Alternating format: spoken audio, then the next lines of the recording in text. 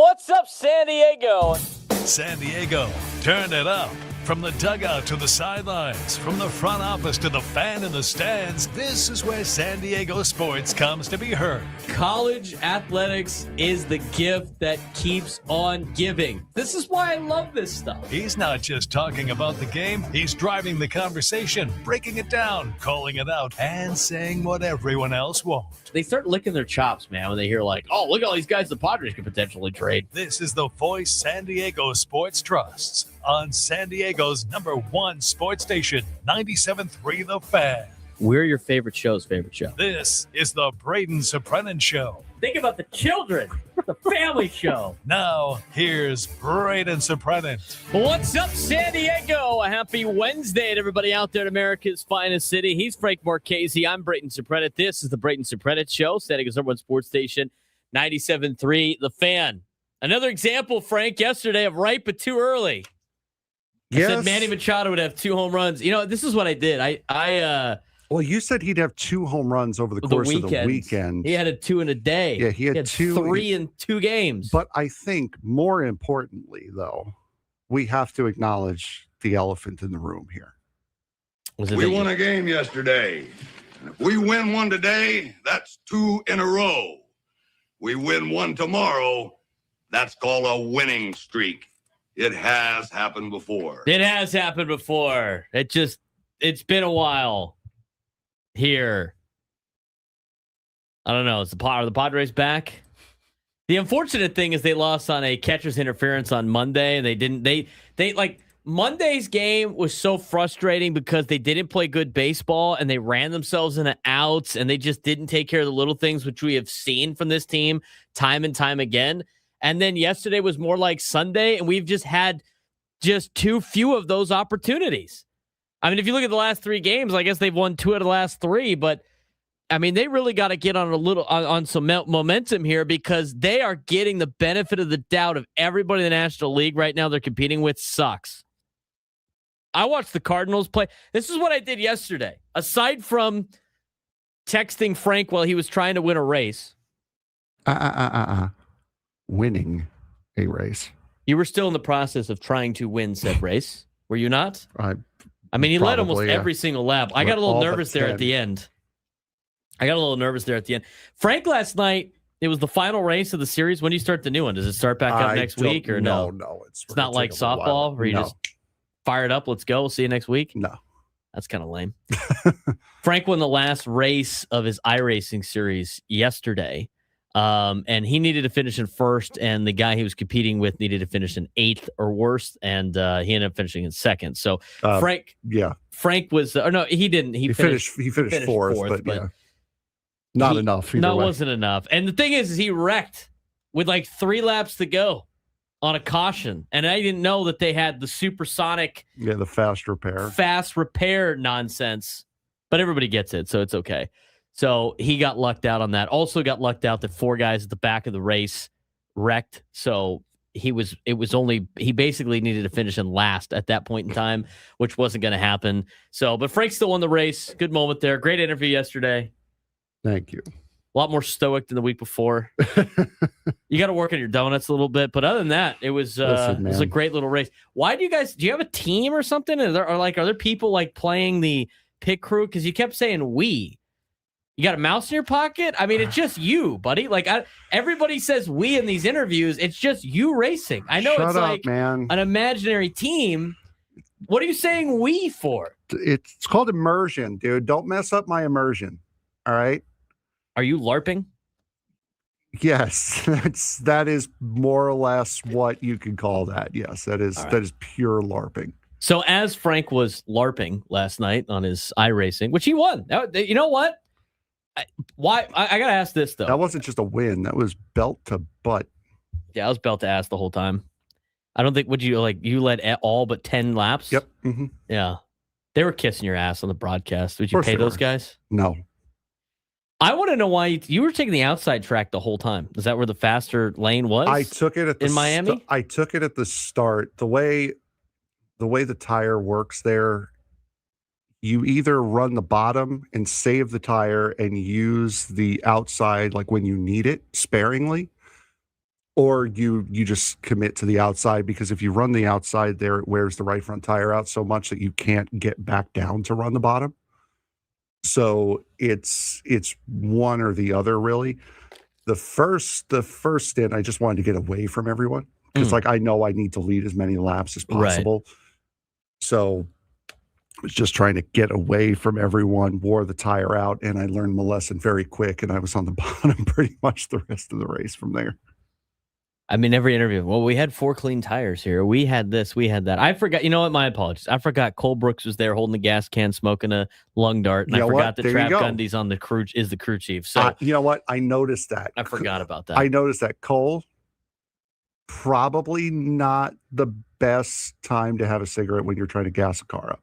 But you know what? Not the best time. That's some old school NASCAR right there. That's some like 1980s NASCAR right there. Well, no, if it was 1980s NASCAR, I would have been the one smoking. But that's a true story, by the way. Dick Trickle used to have a pack of cigarettes and a lighter in his car. See, I also I saw a handful of people from the chat out there watching it too on the YouTube. It was great. So, you race again tomorrow? For the O'Reilly? Is that the finish? Yeah, I'm not in the championship hunt there. That's just going strictly for a win. All right, yeah, go for a win. Go ruin somebody's day who's trying to win. Is the plan. And then after that, you have a break? Yeah. Okay. Don't know how long the break is, but yeah. Is it just the same people in the same league, or you just get picked up into different leagues? No, it'll be mostly the same people. We're going to try to recruit some more people in to race with us. And yeah. Wow, get Trav Gundy on the call. Get him in a car. All right, enough of that. But while Frank was doing that, and I was texting him and then realized that he was in the middle of the race. And then I looked up and saw that he was winning said race. I then stopped sending him my Padres takes about yesterday. I just sent him to Adam at that point. I kind of did. I played the reverse card. He's usually the one texting us all the time in game, watching the Padres. I went, ha! You're going to listen to my nonsense now. But anyway, yesterday, I liked the way the lineup was. I liked the way that, obviously the Padres played extremely well. And yesterday was, it was the situation of, this is what the offseason plan was. This is what they needed them to do last year. This is what they have needed these guys to do for most of this season. And that is the 4 guys that they give the biggest contracts to need to produce. And you know what? For the first time all year, you saw 3 of those guys do it. Xander got a hit down the line. That's great. Okay, but Manny Machado with 2 home runs. Fernando hit a home run. Jackson Merrill hit a home run. 3 of your 4 stars homered in last night's game. The offense was explosive.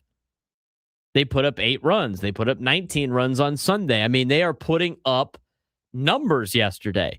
And when over the last, couple of games or so, that's what makes Monday so frustrating. That's what makes last Friday so frustrating. And that's been the epitome of this team.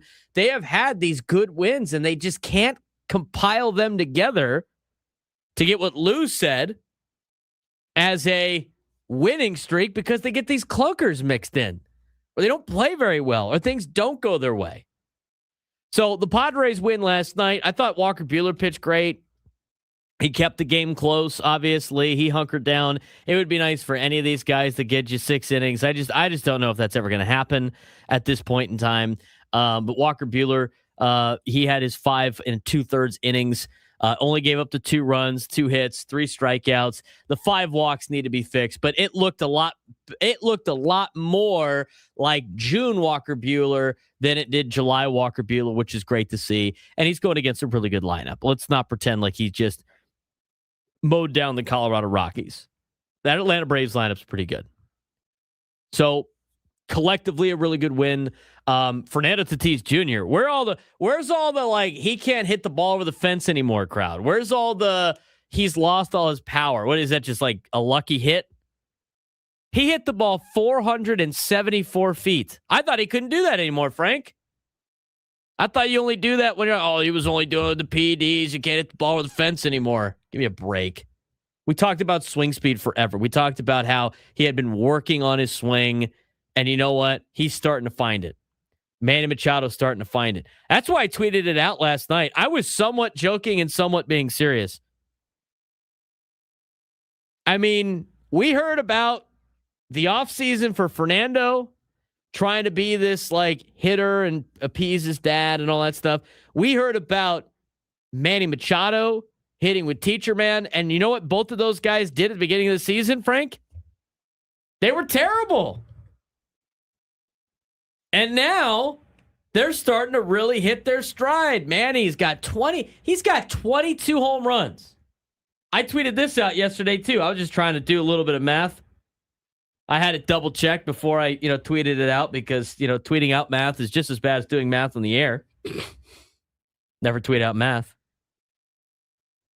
But I tweeted out yesterday. Manny Machado has now played in 98 games this season out of a total of 101. He has hit 22 home runs. And if he keeps this pace, he'll play about 157 games this season, which also puts him on pace for about 34 to 35 homers, which is 2 off of what? His career high of 37, which he has accomplished twice. 37 home runs. He is on pace for 34 to 35 home runs. Look, I don't think Manny has had that great of a season. I know the average isn't something that you are 100% worried about in this day and age. His OPS hasn't been very great. I mean, I don't think a lot of people could sit here and be like, you know what? Manny Machado's just had such a great year. But he has been great defensively, and he has put the ball over the fence. Honestly, it's amazing the amount of home runs that he has put up this year. Because let me ask you this, Frank. If I told you on March 2nd, in the middle of spring training, that Manny Machado by the trade deadline, which we all knew was August 3rd at the time, was going to have at least 22 home runs, what would you have said? He must be hitting 280. I would think he's on a tear, first of all, like you said. And I would think the Padres are 10 games above 500 minimum. I thought, for how many times we heard the way Manny goes, this team goes. Mm-hmm. 22 home runs. I mean, that's a sneaky 22 based on how the Padres have played and based on how Manny has hit this year. I mean, when I saw the first one, I'm like 21 home runs. I mean, I knew he was up to over 20 already, and just every time he hits one, I'm just like, this is amazing. I mean, Manny took that swing on 3-0. He didn't care. I mean, he was like, I'm crushing this ball. I mean, this is my pitch. This is gone. I'm feeling good. You take it when you're feeling good. He's going to get to 30, right? 100%. Does he get to 35? He's on pace for 34, 35 home runs. I still think like 37's like way out of reach. But I bring this up because Adam yesterday texted me. He was like, what's Manny's career number? I was like 37. He's like, I don't know if he could reach that. But the fact that thought popped up in his mind tells you just what kind of a tear Manny's been on in terms of power numbers. Yeah, he hit 35 in 2015, 37 in 2016.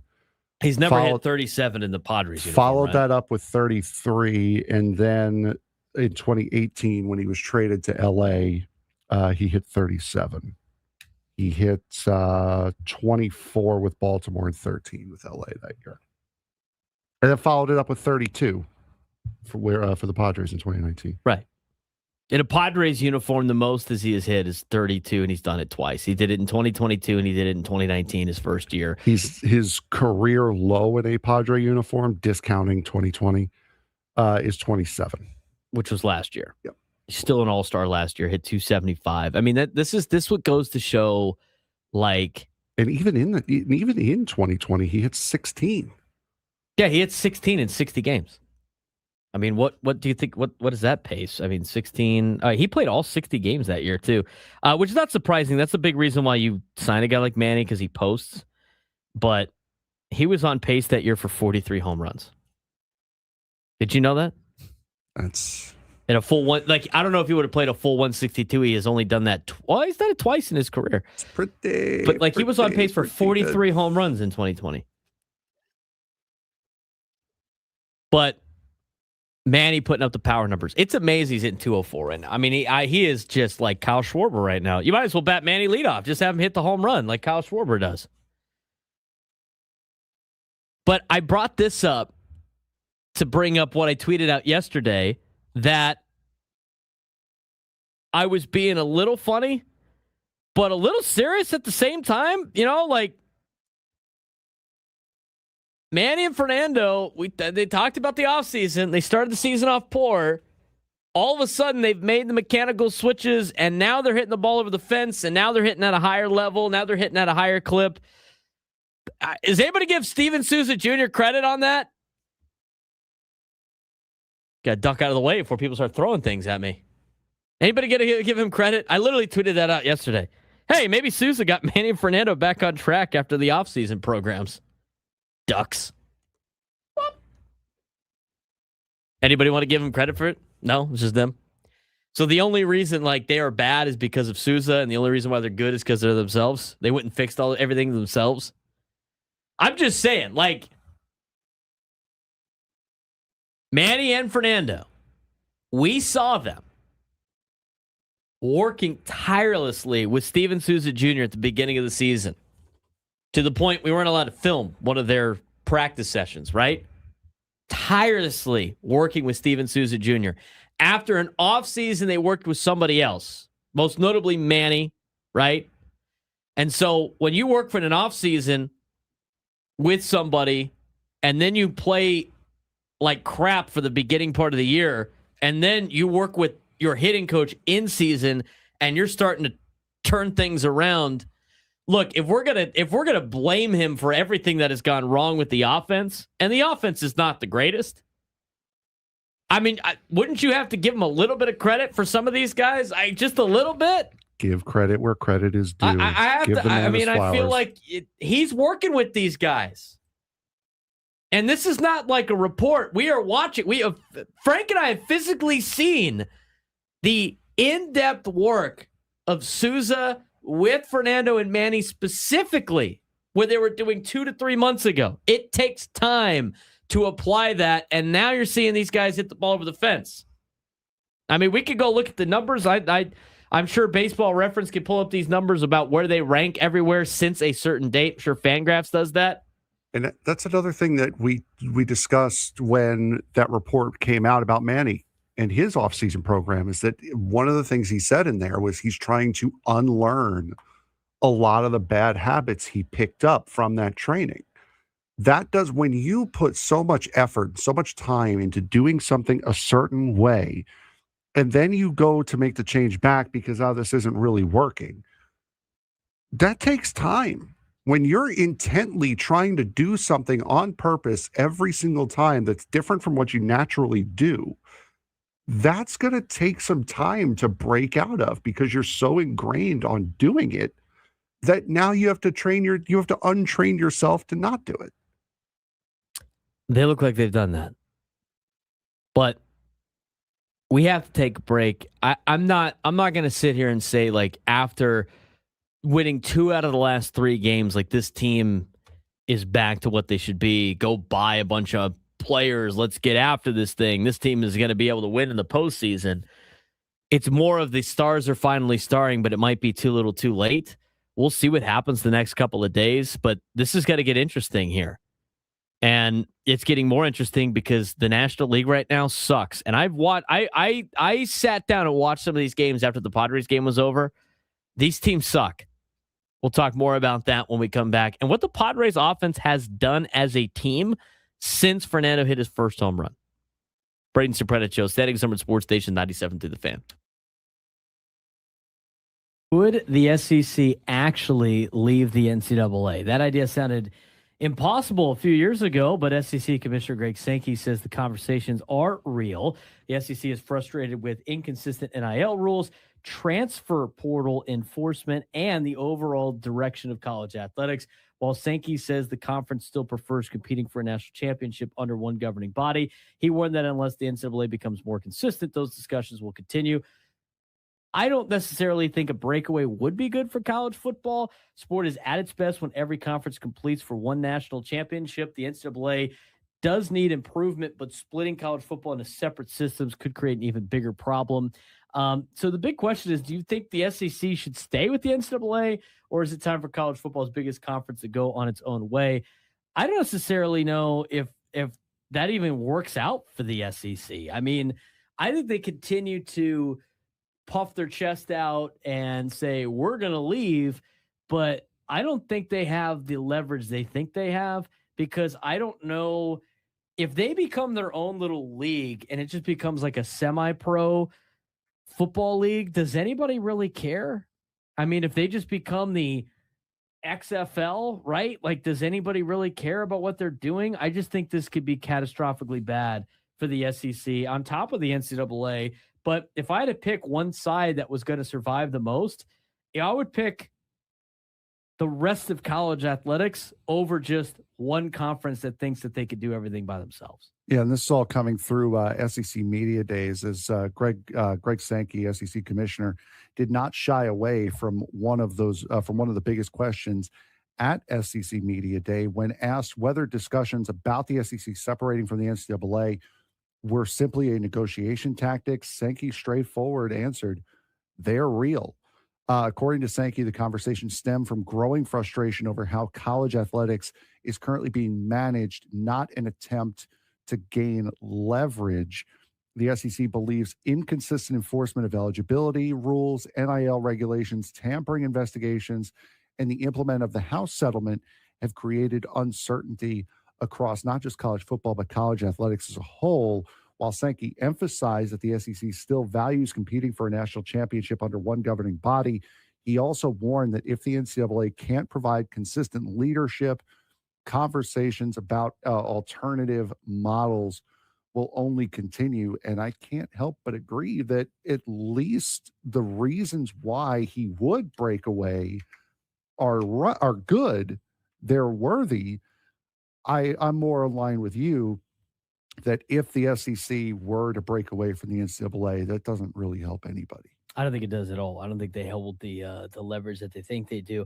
And on top of that, I especially don't when Congress is trying to fix a lot of the problems that the NCAA has, but in doing so, wants to make sure everybody is accountable and held to the same standard. And the SEC, the Big Ten want to be, they want to have their separate rules, right? They don't like the fact that conference realignment is capped, right? Like Congress doesn't want to have these super conferences in college athletics, and they're trying to put a damper on that. They're trying to pool the media rights together. They're trying to make everything uniform in college athletics, but the Big Ten and the SEC still want to be the big dog and get all the money to themselves, and they still want to be a big reason why the NCAA has a lot of problems. So I find a lot of this to be eyewash, that they want the best for college, whatever. They want the best for themselves, and they're not willing to sacrifice for the betterment of the sport, which I find too many organizations across the board are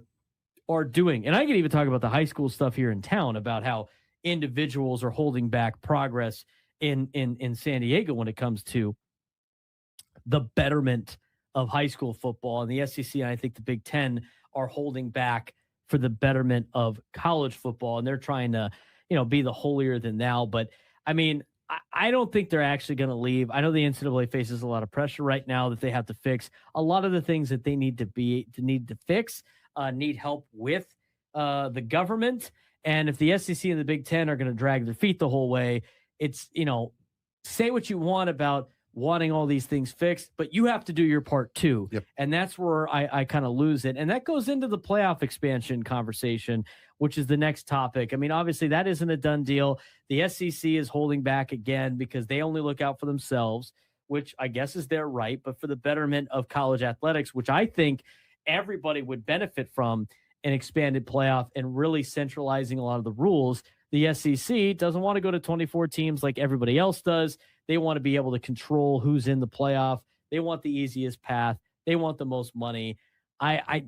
Whatever they decide to get, whatever they need to get sweetened on to change this. I find everything coming out of SEC Media Days going, we're the greatest thing that's ever happened to college athletics. You should just do what we say.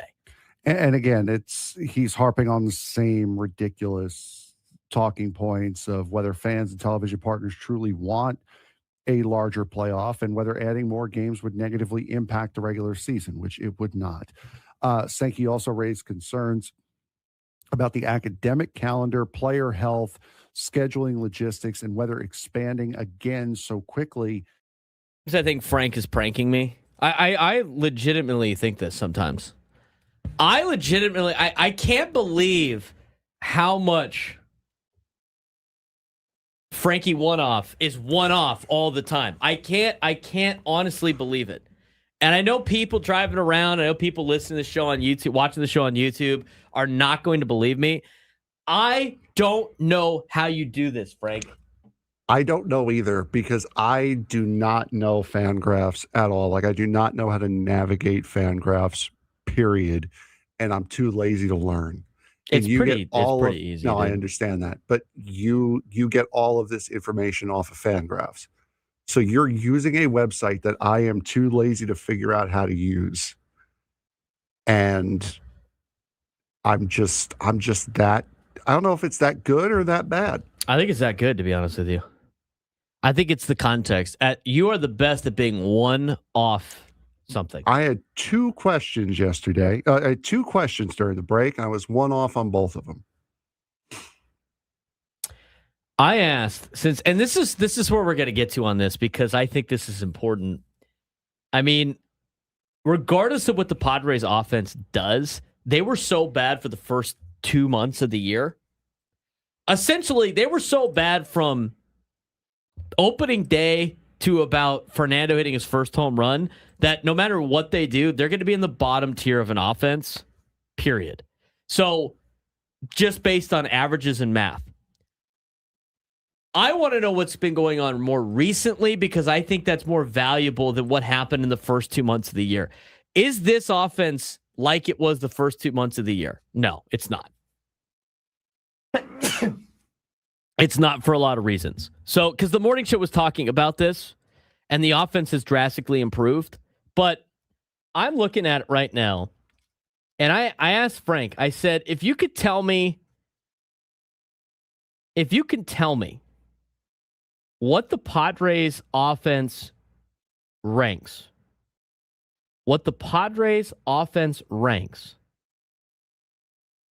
in Major League Baseball since Fernando Tatis Jr. hit his first home run, where would they rank? And this is just based on like team WAR on Fangraphs. Like, are they what level offense are they in Major League Baseball since Fernando hit his first home run? I asked Frank, where do you think the Padres are at? Frank said ninth. They were 8th. And I honestly thought he was cheating. I honestly thought he had already looked it up. It was so ridiculous. And then I asked him, well, who are the 5 worst teams? You want to know what's even worse? What? My second guess would have been 7th.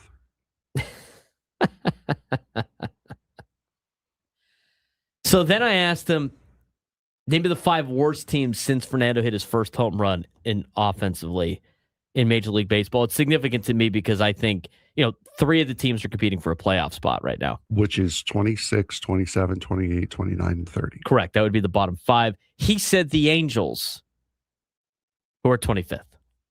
Yep. 2 for 2. It's honestly remarkable. I used to believe you were cheating. Now I'm convinced that this is not actually a bit. This is just who you are. It's honestly impressive. That's just as impressive as getting it right all the time. It's not Houdini. It's whodunit. You are consistently one off every single time. All right. This is where I want to get with this. I made it easy for you, Frank. I copied the link and put it into the thank you. sheet so you can now play around with Fangraphs if you wanted to. Okay, so now you go on that list. It should be exactly how it was. Okay, so you can see that the Padres are 8th on that list and all that other stuff. Okay, cool. You could sort that. If you scroll up to the top, Frank, since we're going to teach you how to use Fangraphs, you could control the dates and all that, all those filters. Super easy. So now you can figure that part out. All right. Before Fernando hit his first home run, I'm not going to touch it because I don't want to break it. You can break it. It's fine. I have it. I have it pulled up over here. It's not like I'm using your computer. Since Fernando's first home run on May 30th, the Padres are the 8th best offense in Major League Baseball. Before that point, they were the 26th best offense in Major League Baseball. So they have obviously cranked it up. Okay? Now, when you start comparing a lot of these numbers, I mean, the Padres are near the top on a lot. You start looking at, I don't think they're going to be top 10 in home runs, even though it seems like that. I mean, Manny's got 22 home runs. But they are, in home runs, they're 19th. Runs scored, there's no way they're going to be that high based on some of the games. Maybe it was. They're 22nd in RBIs. I'm more interested in like the average on base slug, all that stuff, see where they're at as an offense. But the fact that the WAR says that they're top 8, they got to be like near that in a lot of different things. 20th in average, which is way up from what they were beforehand. The Padres, before that point, were hitting 219. They have now moved their average up to 243, which is a lot better. 13th on base and 21st in slugging. They're 17th in WRC plus. Why are they getting so much better all of a sudden on the as a defense or something like that? I mean, their offense like ranks out to be like 13th. I think they were like second in baseball in least amount of errors committed. So like that's defense. There it is. Padre defense has been really good. They have the third best defense in all of baseball. There you go. The Cubs have the best defense in all of baseball. Offensively, the Padres offense is top 13, but in terms of like overall team WAR from a position player standpoint, the Padres are 8th during that time. You could go over to, the pitching staff has kind of hurt them a lot. The beginning of the season, the pitching staff wasn't too bad. The Padres were the 7th best pitching staff at the beginning of the season, but then you flip things around a little bit since Fernando, because since Fernando hit that home run, the offense has been a lot better. Over that same time, the Padres pitching staff was 7th in Major League Baseball. It is now dropped to, I can't find them now. They have now dropped to 25th. They have basically flipped their offense and their pitching staff in the span since Fernando hit that home run in Washington, which is pretty remarkable, to be honest. So the point of this exercise to me was, for everybody that said like, well, you don't have a top 10 offense. I want to view it more of like what has happened more recently based on what the Padres have been able to do. But honestly, it doesn't surprise me that the Padres are around 500 with one part of the season, the pitching dominating and the offense being one of the worst, and one part of the season where the offense has been dominating and the pitching staff has been one of the worst. It kind of balances out to about 500, Frank. Yeah, it does. So the offense has obviously improved. It's gotten a lot better. The pitching staff could use a little bit of an uptick, and hopefully they could get some of these pitchers back, like Nick Pivetta, like Joe Musgrove in particular. If you get outings again like Walker Buehler had, I think that really helps you in the long run. But you look at the standings, and this is where I got to this earlier this morning. The Padres are 2 games out.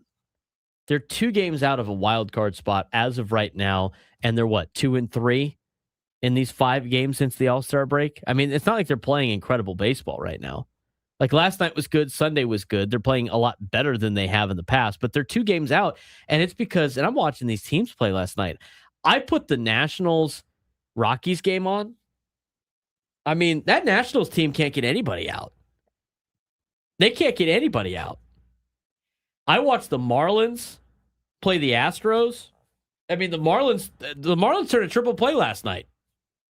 Must be nice having Jose Altuve hit the ball and play. But you look at Bless you. You look at the teams that are in front of you right now. The only team I would be a little bit concerned about is Pittsburgh because they got a good starting rotation. But Arizona has had one of the worst offenses in baseball since May 30th, and their pitching staff isn't good. St. Louis looks awful right now against the Angels, who they play again today, and then they will play Arizona tomorrow in a makeup game. Miami has now lost 8 straight games. They don't have the horses to keep this thing up or to flip it back in the right direction after they had a great run. And the Nationals have no pitching. As much as the Padres have no pitching, the Nationals have no pitching. And the Nationals pitching is worse than the Padres pitching. So despite all of this happening, Frank, they are failing upward right now. And this thing is right there for the taking for the Padres. With a couple of wins in a row, all of a sudden, they could be in the driver's seat for a playoff spot, which is remarkable considering the circumstances of how bad they've played all year. And you know what that is? That's baseball, Susan. That is baseball. This is why you can't have all these hot takes in the middle of the season. Can't write teams off. I mean, everybody thought Miami was a team that, like, foregone conclusion. They're going to buy. They got to stay in this position. It's great. People are writing off the Red Sox. The Red Sox trying to win their 15th straight game. I mean, that team, we watched that team play at the beginning of the year. They looked terrible. They looked terrible for most of the year. I mean, they fired their entire coaching staff in April, and everybody's like, when's the general manager or the president of baseball going to just get fired? This is ridiculous. They're going for win number 15 right now as they get started up against Baltimore. Seattle is awful. I mean, Seattle was in the ALCS last year. Toronto, ALCS last year. They're 6 games out of a playoff spot. And Pittsburgh, they've lost 3 straight. And Pittsburgh's got a tough task ahead of them today. They got Garrett Cole in game 1, and they're facing Max Fried in game 2. Good. I hope they get their ass kicked. Game 2 is a very good pitching matchup. It's Bubba Chandler versus Max Fried. Bubba Chandler with a 4-something ERA. 833-288-973, 833-288-973. We'll talk more about the game last night when we come back on the Braden Surprenant Show. San Diego Sports Station 97 to the Fan. MLB trade deadline is less than 2 weeks away, and some fascinating trade ideas are starting to surface. One proposal has the Padres acquiring Freddie Peralta from the Mets in exchange for a top pitching prospect in Cash Mayfield. It's exactly the kind of buy low move A.J. Preller has made before. I don't honestly know if it's buying low, though, with a guy like Cash Mayfield. But a veteran pitcher with ace potential, whose value has dropped. Other ideas include George Kirby heading to San Francisco, Hunter Goodman joining the Red Sox, Michael Wacha helping the Cubs playoff push, Luisa Rise giving the Rangers another elite contact bat. Biggest lesson, championships aren't always won by landing the biggest superstar. They're often won by finding the player everyone else gives up on or finding the right mix of players like Atlanta did back in 2021. As August 3rd gets closer, I would imagine this report becomes less and less accurate, if you will, as the days go on because of all the crazy things that could potentially happen in trades. But trade season is officially here. Jim Bowden put out some ideas, the trades he would like to see. Number 1, Mariners shaking up the rotation as it sends George Kirby from Seattle to the Giants in return. Versatile infielder Casey Schmidt from San Diego State and left-handed reliever Eric Miller. For Seattle, it solves 2 needs immediately.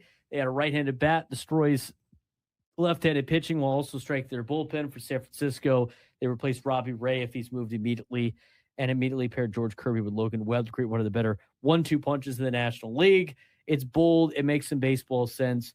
Interesting trade idea from Jim Bowden, Frank. Yeah, for sure. I mean, interesting to find George Kirby getting traded.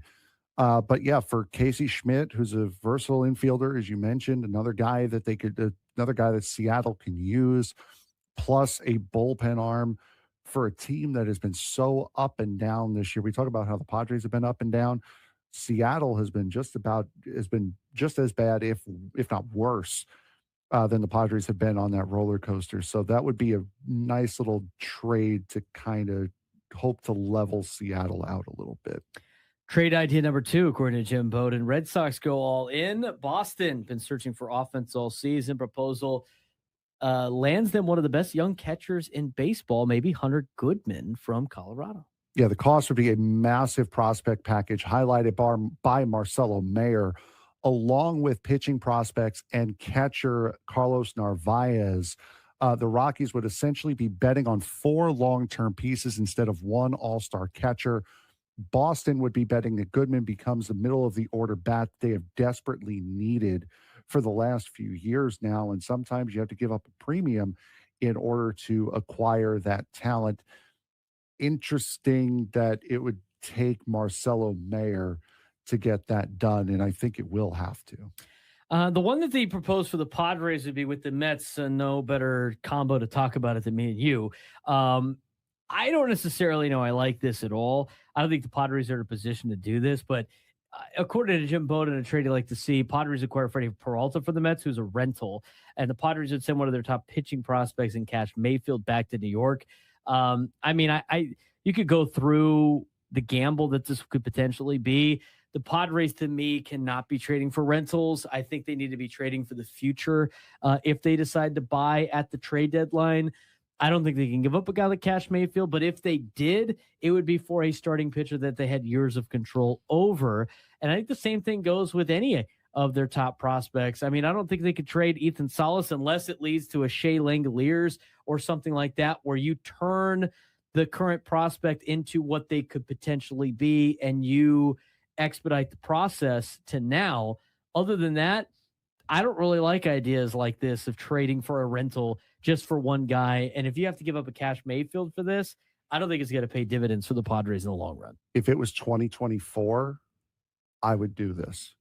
But with the 2022, 2024, exactly. Any of the years that you're like one piece away, Padres are not. In this situation, absolutely not. This is not something I would do for Peralta. His ERA is inflated this year.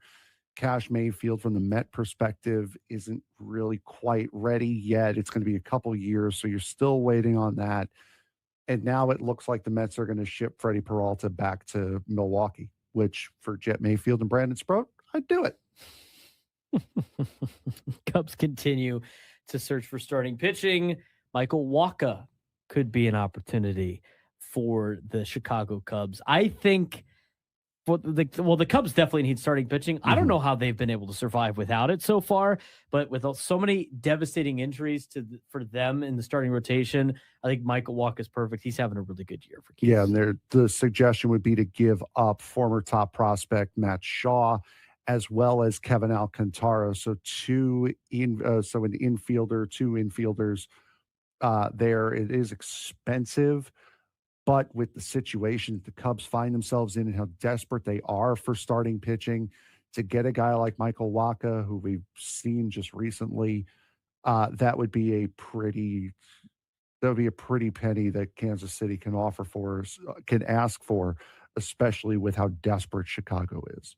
Texas needing a pure hitter. How about Luis Arraez going to Texas? That's not a bad move for Texas, and I don't think they need to add too much to be, I don't know, division winners. The division is terrible. Adding a Luis Arraez might be just the pure contact that they're looking for in that lineup. Yeah, few hitters in baseball control the strike zone better. Even still, Texas desperately needs someone to create traffic on the bases, and Arraez may be that person to do it. Sometimes smartest deadline edition isn't the flash, but it just constantly goes out.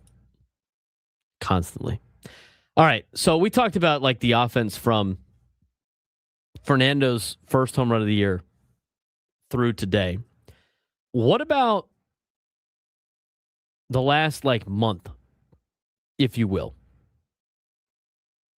If you go, and this is not obviously the last 30 days, but if you go June 22nd to July 22nd in terms of the offense for the Padres, it is a top 10 offense in Major League Baseball. I know it's just the last month, but that is showing that this team is starting to turn things around. And I think it was so bad at the beginning. That's why you're not seeing those numbers obviously move too much in the overall year. But if you look at the month of July, the Padres have done, they're a top 5 offense in baseball in the month of July. Now, the month of July has an entire week off in the between, so it's not that too many games. So if you go June 22nd to July 22nd, last month or so of offense, here's the numbers that you get. So the San Diego Padres, if you just rank the offense, are the 5th best offense according to Fangraphs in the last month. Washington, Pittsburgh, Chicago, Miami, Padres. It's the best 5 offenses in baseball. If you factor in their defense, because their defense is good, they're the 4th best team in they've played the 4th best in terms of WAR since June 22nd. It would be nice if there was wins involved with that, though, you know? Kind of takes away from the whole wins above replacement deal. And I know that's not what that means, but anyway. The Padres have played in 25 games since June 22nd, so it's about close to a month worth of games. The Padres in the ranks, they're 13th in home runs in the last month. They are 10th in runs scored. They are 10th in runs batted in. They are 4th in stolen bases. The one that's interesting to me, this is the one I like the most. They have the 3rd best walk rate in all of Major League Baseball in the last month. I want to say that again. They have the 3rd best walk rate in baseball in the last month. 10.7% walk rate. What about strikeouts? They've been striking out a ton all year. They have the 4th best strikeout percentage in the last month. 19.9%. Only the Rays, Diamondbacks, and Blue Jays have done better. Their isolated power number is 11th best in baseball. Their batting average on balls in play, 14th best in baseball. Their team average is 8th best in Major League Baseball in the last month.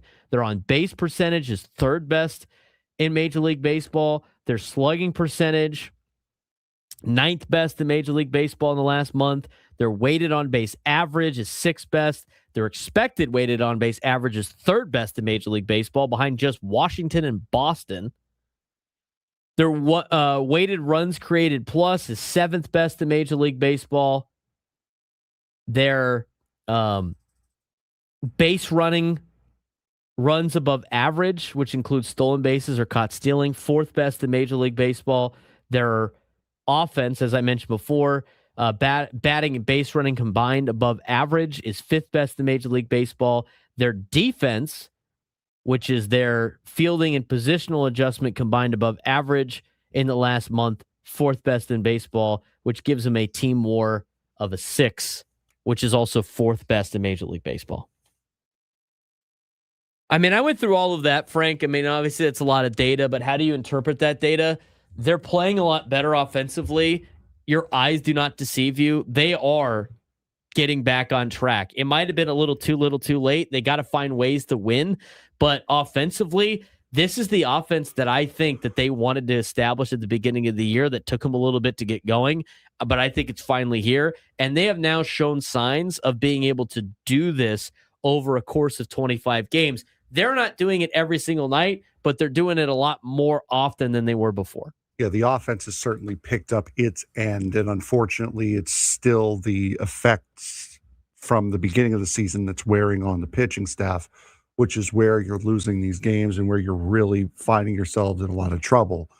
The offense now is starting to play its part. It's starting to do it. Now, there are guys, and we'll talk about it a little bit later on in the show, but a lot of Xander's struggles this year have been hidden behind. First, it's Manny, Fernando not being able to hit a home run, Manny hitting under 180 for most of the year, and Jackson Merrill also having his struggles and kind of being hidden behind the first two as well.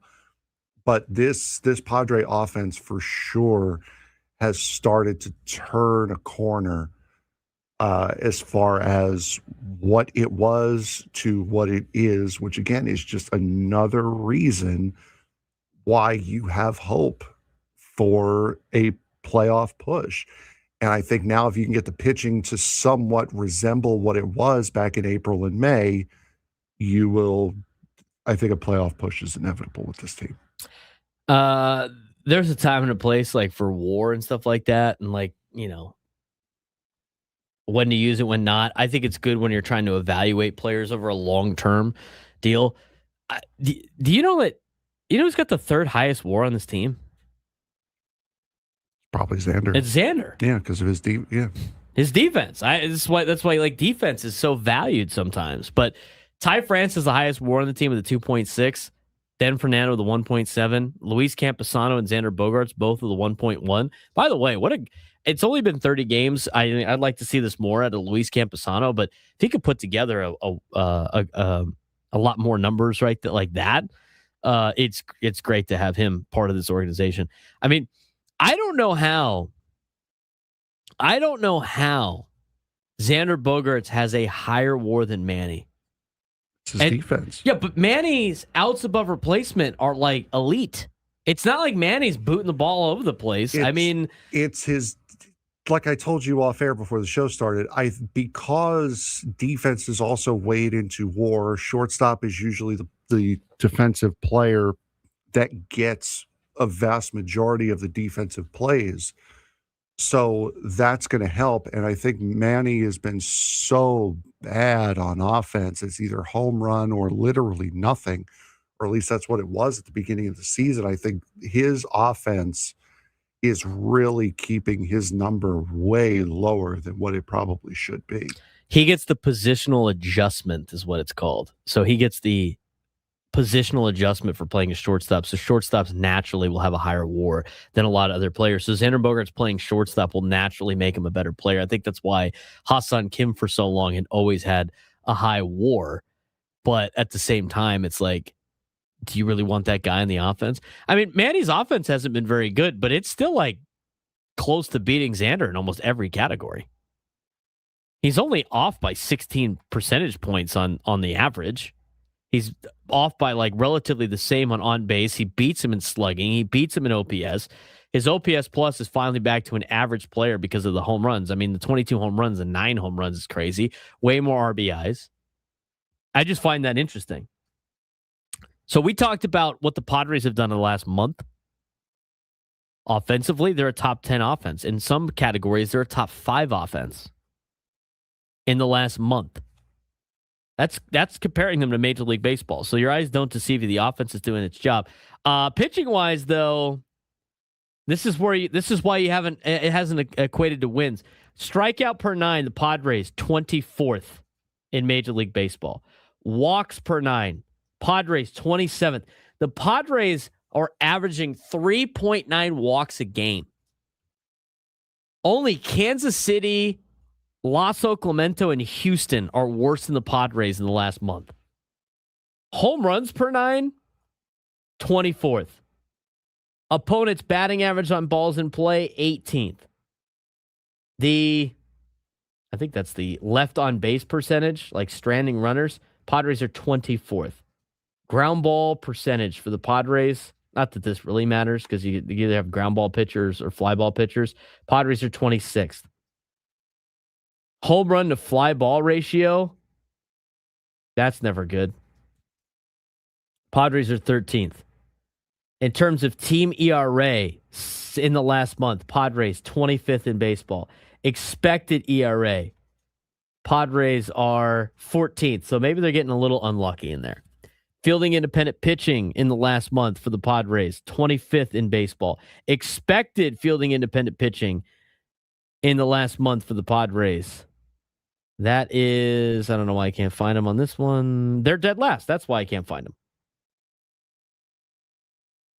Which gives them a very bad WAR of a 0.5, which is probably like carried by Mason Miller. They're the 26th best pitching staff in Major League Baseball since June 22nd, 1 month basically of play. It's amazing how I mean, just that conversation, the Padres are playing the same kind of ball that they were playing at the beginning of the year in terms of like wins and losses. And it's been a complete role reversal on the team in terms of like Padres pitching the first couple months, dominating, keeping the offense in the game. Top 10 pitching staff across the board. First couple months of the year. Last month of the year, bottom half. Not even bottom half. Probably the bottom quarter. Like bottom 5 teams in almost every category. Offensively, complete role reversal. Bottom 5 offense the first couple months of the season. Last month, top 5 offense. It's honestly amazing how much they flipped. I mean, I'd have to do more research on that. I'd have to look at more research of like other teams to see if this happens a lot. But that sounds like a team that's around 500, does it not? I mean, that's the complete role reversal of now this is an offensive team and the pitching staff's terrible. And I think a lot of it obviously is the starting pitching is inflating things. But maybe they could get some better. Maybe they get some outings like Walker Buehler's outing yesterday, again today. I think today's a very winnable matchup for the Padres, having Michael King going against Martin Perez. Yeah, 100%. Very winnable matchup. I don't think they win tomorrow, though. I almost guarantee they lose tomorrow.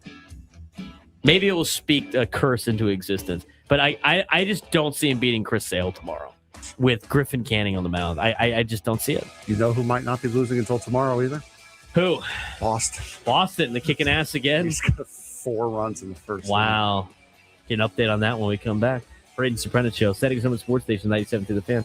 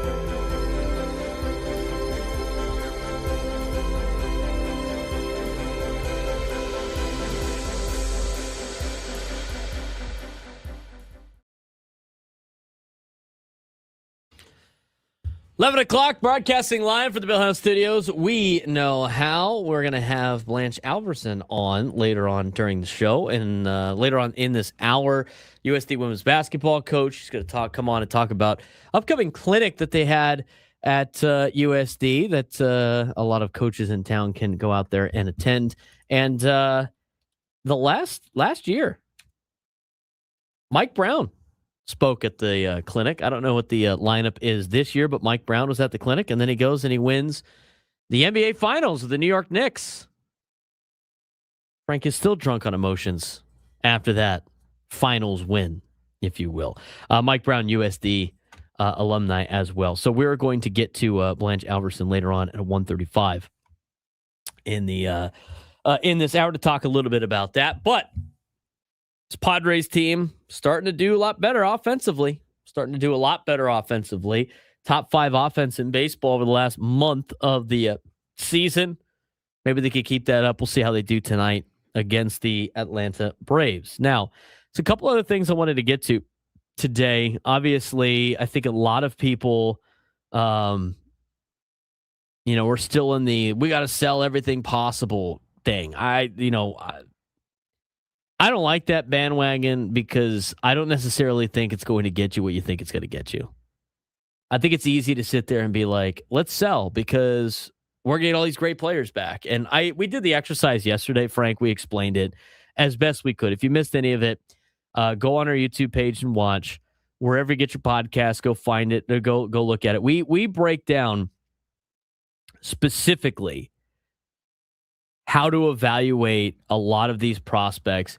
And the conclusion we came to yesterday, and Frank, jump in if I'm wrong here, was if they are going to project to be a perennial all-star, they're probably not getting traded. Mm-hmm. You're most likely going to get, if you're lucky, a future value of a 55 rank on Fangraphs, which is a solid everyday major leaguer, middle to back end rotation arm if he is a pitcher, and you're looking at guys that are going to be less than a 3-WAR player a year, less than a 4-WAR player a year. Those are solid players, but those are guys that you can go find.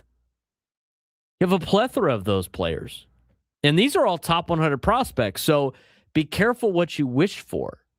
Now, that being said, Ken Rosenthal had a report out today. And I would like to discuss this a little bit about AJ Preller, about the Padres, about, Mason Miller. And I think, you know what I think, Frank? I mean, if I'm honestly evaluating how these last couple of days have gone, I think that analysts and insiders and reporters in Major League Baseball, I think they eat up the trade deadline. I eat up the trade deadline. It's fun, right? This is like their time to shine. This is their time of year. And I think they know that this is going to potentially not be a not fun trade deadline because there's too many teams that are involved. There's too many teams that are still alive.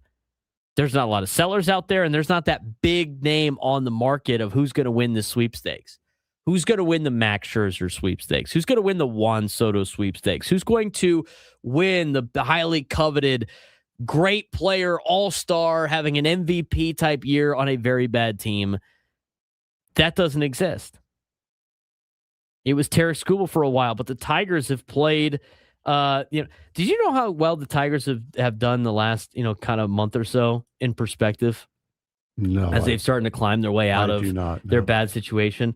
As of late, they're playing at a 100-win pace, which I thought was crazy. Now, obviously, they don't have enough games to get to that point because of the hole that they're in, but they're like playing a lot better. Like all of a sudden, they don't want to trade Tarik Skubal, which is interesting. I mean, they're still 5 games out of a wild card spot.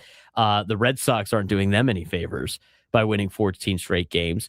But if they hang on to Tarik Skubal, who's out there that's going to be the big piece that gets traded that everybody wants to clamor about, everybody wants to get excited about? What insider's going to have the breaking news about the big trade chip at the deadline? They're not going to have any. How about you just focus on facts and not just give in to sensationalism like everyone else does? They're not going to have any. And that's why I think they're pushing the narrative about Mason Miller. Because it's like, if he becomes available, all of a sudden, that moves the needle. That gets people excited. That's like the big blockbuster trade that headlines the deadline. But he won't get any Cy Young votes. Right. That's the move. And they can find it. The Padres are struggling. They're pushing the well, they only have an 11% chance of making the postseason, everything like that. Going for the headline. That's why I think you're seeing this so much more. I mean, I understand when there's smoke, there's fire. But here's the pick from Ken Rosenthal on AJ Preller today in the Athletic. Quote directly from the Athletic. Best line from a rival executive on the Padres president of baseball operations, AJ Preller, who is mulling whether to buy or sell and could do both. Quote, he's pushed in with a pair of twos, and I say that with tremendous respect for the guy. Indeed, many in the industry sense Preller is itching to buy, even with playoff odds that as of Wednesday were only 11.2%. The rival executive, by the way, believes Preller would be foolish not to trade closer Mason Miller. And no, the exec likely would not be involved in any Miller sweepstakes that say, he's trying to convince him to do it. He's got a pair of twos, you said? Mm-hmm. That's a nice little way to hint at Mason Miller, because what's Mason Miller's number? 22. That's a pair of twos. Coincidence? I think not. Was that your best impersonation of from The Incredibles? Yep. Mm-hmm. I love that. Coincidence? I think not. It's great. Relievers hold their greatest value at the deadline. Free agent options are in abundant supply during the offseason, giving teams numerous alternatives. Are there really alternatives to the guy that's the best guy out there, right? I mean, I think you have to evaluate Mason Miller differently than just any closer in baseball. I mean, he is the guy. Has there ever been? I mean, obviously a couple. I mean, when's the last time there's been a closer where it's like game's over before he even starts throwing warm-up pitches? I mean, it's few and far between. He's not like picking up anybody else at the deadline. It's not like picking up Josh Hader. It's not like picking up Edwin Diaz. And these are really good closers in their own right. They blow a lot of saves. It's not like picking up any other bullpen arm. You're telling me that, we could get Mason Miller, or I could just load up on Wandy Peralta, Adrian Morejon, maybe some of these other guys. I think it's slightly different. I think he's in a different category. A team trading for Miller would acquire him for 4 pennant races. One executive who has spoken with Preller surmised that if he shops Miller, his initial ask would be at least 2 top 100 prospects. He would be by far the best reliever available now that Aroldis Chapman is likely to stay in Boston. How about that? Red Sox win 14 straight games. All of a sudden, Aroldis Chapman is staying. Not a surprise. They're in a wild card spot now. I don't see... I think a lot of rival GMs and a lot of executives in Major League Baseball all act kind of the same way, Frank. I think they all relatively do the same deals by the book. You're not really in it, or you don't think you can win a World Series. Let's trade for the future. Unless you're like the Yankees, who never has to do that, right? Or some of the teams that have money that never have to do that. All of a sudden, that strategy doesn't apply. But I feel there's a couple of things with this narrative. One, I think everybody wants the Padres to go back to being the team that doesn't buy and doesn't try every single year, and wants them to think about the future more. Because I think teams that focused on the future, I think it usually burns them. I think it usually burns them when it comes to trying to win a World Series. I think it's too conservative. And you're relying on what? Lottery tickets. Tap the sign. Tap the sign. Right here. Tap the sign. Prospects aren't a sure thing. Correct. So, that's the first takeaway I have from this deal. The second one is, and I thought this was so true when Tony brought it up on the roundtable a month ago. in fairness to AJ Preller, AJ Preller gets evaluated a lot because he's the one that takes the risk and is willing to make the move. Because you know about those moves because they happened. A lot of general managers and president of baseball operations don't have the gall, if you will, to make these moves, to make these bold moves, to be somewhat reckless, if you will, and going all in and taking chances and gambling with that. They don't have that. That's why nobody else trades top prospects. And they would just rather go with the lottery ticket because they're so afraid that if they trade that person, he's going to turn into a sure thing. And nobody even knows if it's going to work or not. So I think it's hard when you see a lot of rival executives talk. Remember, they are rival. They're not part of the Padres organization. I think, Frank, a lot of them work off of Preller's non-traditional, and everybody else, I think, seems like they have a traditional outlook of they got to trade this guy. They got to trade this guy. It's part of the narrative. He's with the Padres. They got to trade this guy. I don't think that is necessarily the case. I don't think it would be foolish for AJ Preller to hang on to Mason Miller if you got 3 more years of him, and if the whole selling point that Ken Rosenthal laid out was a team that acquires him would have 4 pennant chases with him. If the Padres are not going to be competitive in the next 3 years, then you trade him. But if your plan is to be competitive over the next 3 years, I think it'd be foolish to trade him. Like I said yesterday, if this were 10 years ago, absolutely, it's a foregone conclusion. He's gone. But with the situation the Padres find themselves in now, where you have the money on the payroll, you have the superstars who are still in their window to be able to help you, it should be a foregone conclusion to not trade him. Like, it makes no sense, especially for what you gave up. You gave up the number 2 prospect in baseball for what? Half a season for this guy? It makes no sense whatsoever. And I don't understand. I mean, I do kind of get it, but I don't understand where the legitimate thought of this Padre team getting trading Mason Miller away. I don't understand where it comes from and why it just insists on living when there should be no question that they're not trading him. I think the best insider that we have seen on this particular deadline about, just the Padres situation is the breakdown from Robert Murray when he talked about yeah, here it is. I got to pull it up, the clip. Robert Murray was asked about that. They were going through, he put his buyer seller article out for Fansided, where he goes team by team. Miami Marlins, buyer. Brewers, buyer. Twins, shrug emoji. New York Mets, seller, right? You see those around the trade deadline all the time. Couldn't you say Angels? I was just going down the list in alphabetical order. I already passed them at that point. And he got to the Padres and he said buyer. Now, I'm not going to sit here and say the Padres are 2 players away from winning this thing and they need to go buy and be super aggressive. Like we said, I think standing pat is probably their best option. And if you want to just add a depth arm on the starting pitching market because you can't have Canning out there, sure. But Robert Murray said buyer, and this was the excerpt from his article.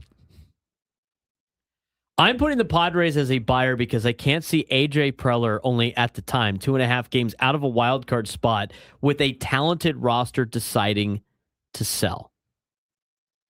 I don't think that's the case either. I mean, this is a guy that is always trying to add to his team. He's always looking for stars. He's always on the hunt for stars. He hardly ever trades them away. He didn't even do it with Justin Upton when the team was not good and was not part of their window to win. He didn't do it with him. He goes on to say, that was my own, this is back to the quote. On that topic, I'm skeptical that San Diego trades Mason Miller. Preller coveted Miller, parting with Leo DeVries, a top 2 prospect in baseball, to land him at last year's trade deadline. Miller has been excellent this season and exceeded their already high expectations. All that for Preller to trade him just 12 months later, color me skeptical. I want to make I want to highlight that point that you made in there. That is a top 2 prospect in baseball, not in the Padres system, in baseball. AJ Preller gave up a guy that normally you would never trade to get this guy. And again, as Robert Murray says, to give him away a year later when you have so many years of control. Now, it might be a little bit different if he's coming up on free agency, but he's not. You still have years of control at a very, very affordable price for him. You have 4 years of arbitration coming up on him. I don't understand the logic behind trading him with the Padres being in the current state that they're in. They didn't. Think about this. They didn't trade Cease last year. They talked about it over and over again. They didn't trade Cease last year. They could have traded Pivetta over the offseason. They didn't trade Pivetta over the offseason. I see this carrot get dangled over and over and over again. And I honestly think it's just AJ Preller seeing who's going to bite and give me way more than they need to. That's how I view this. I agree with Robert Murray.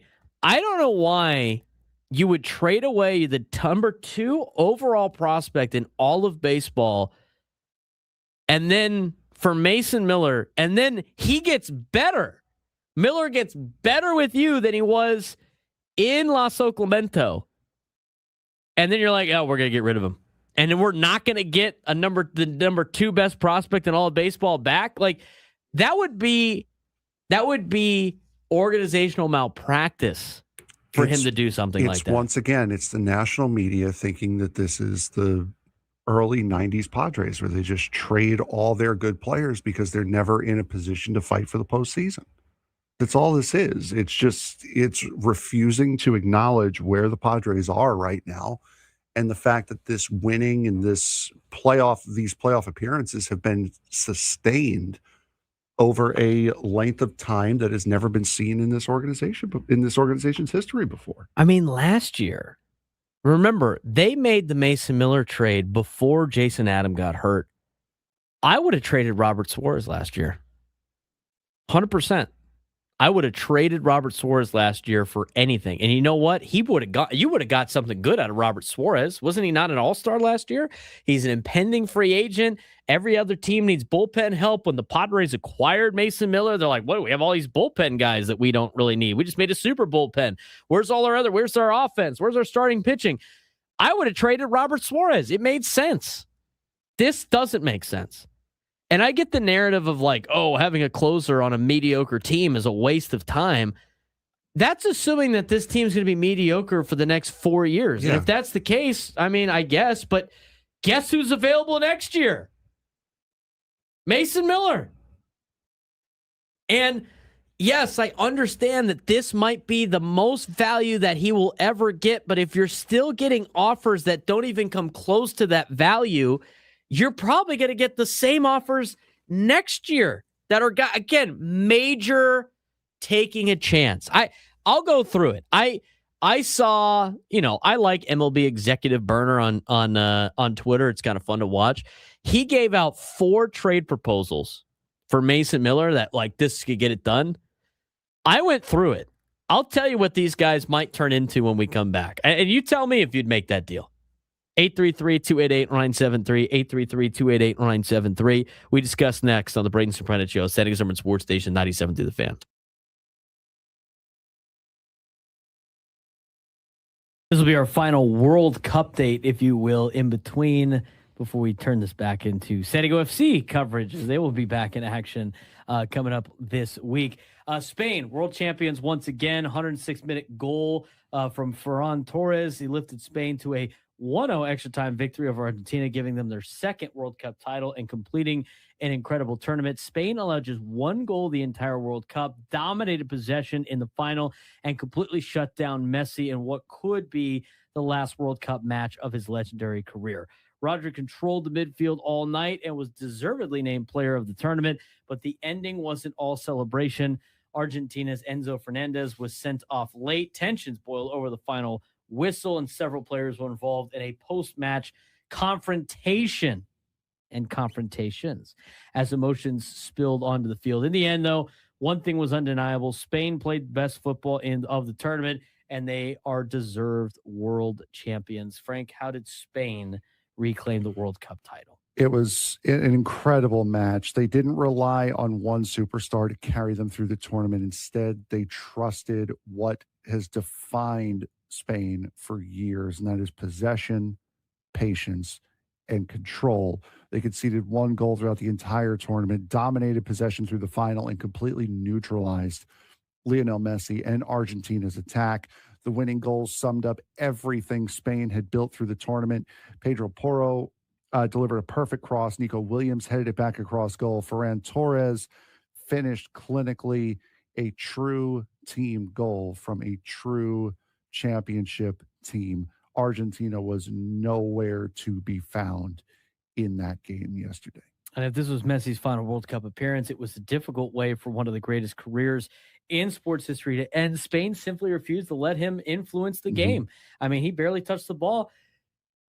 Bless you. In the opening stages, and was constantly surrounded whenever he found space, and never found a rhythm that defined the rest of his remarkable tournament.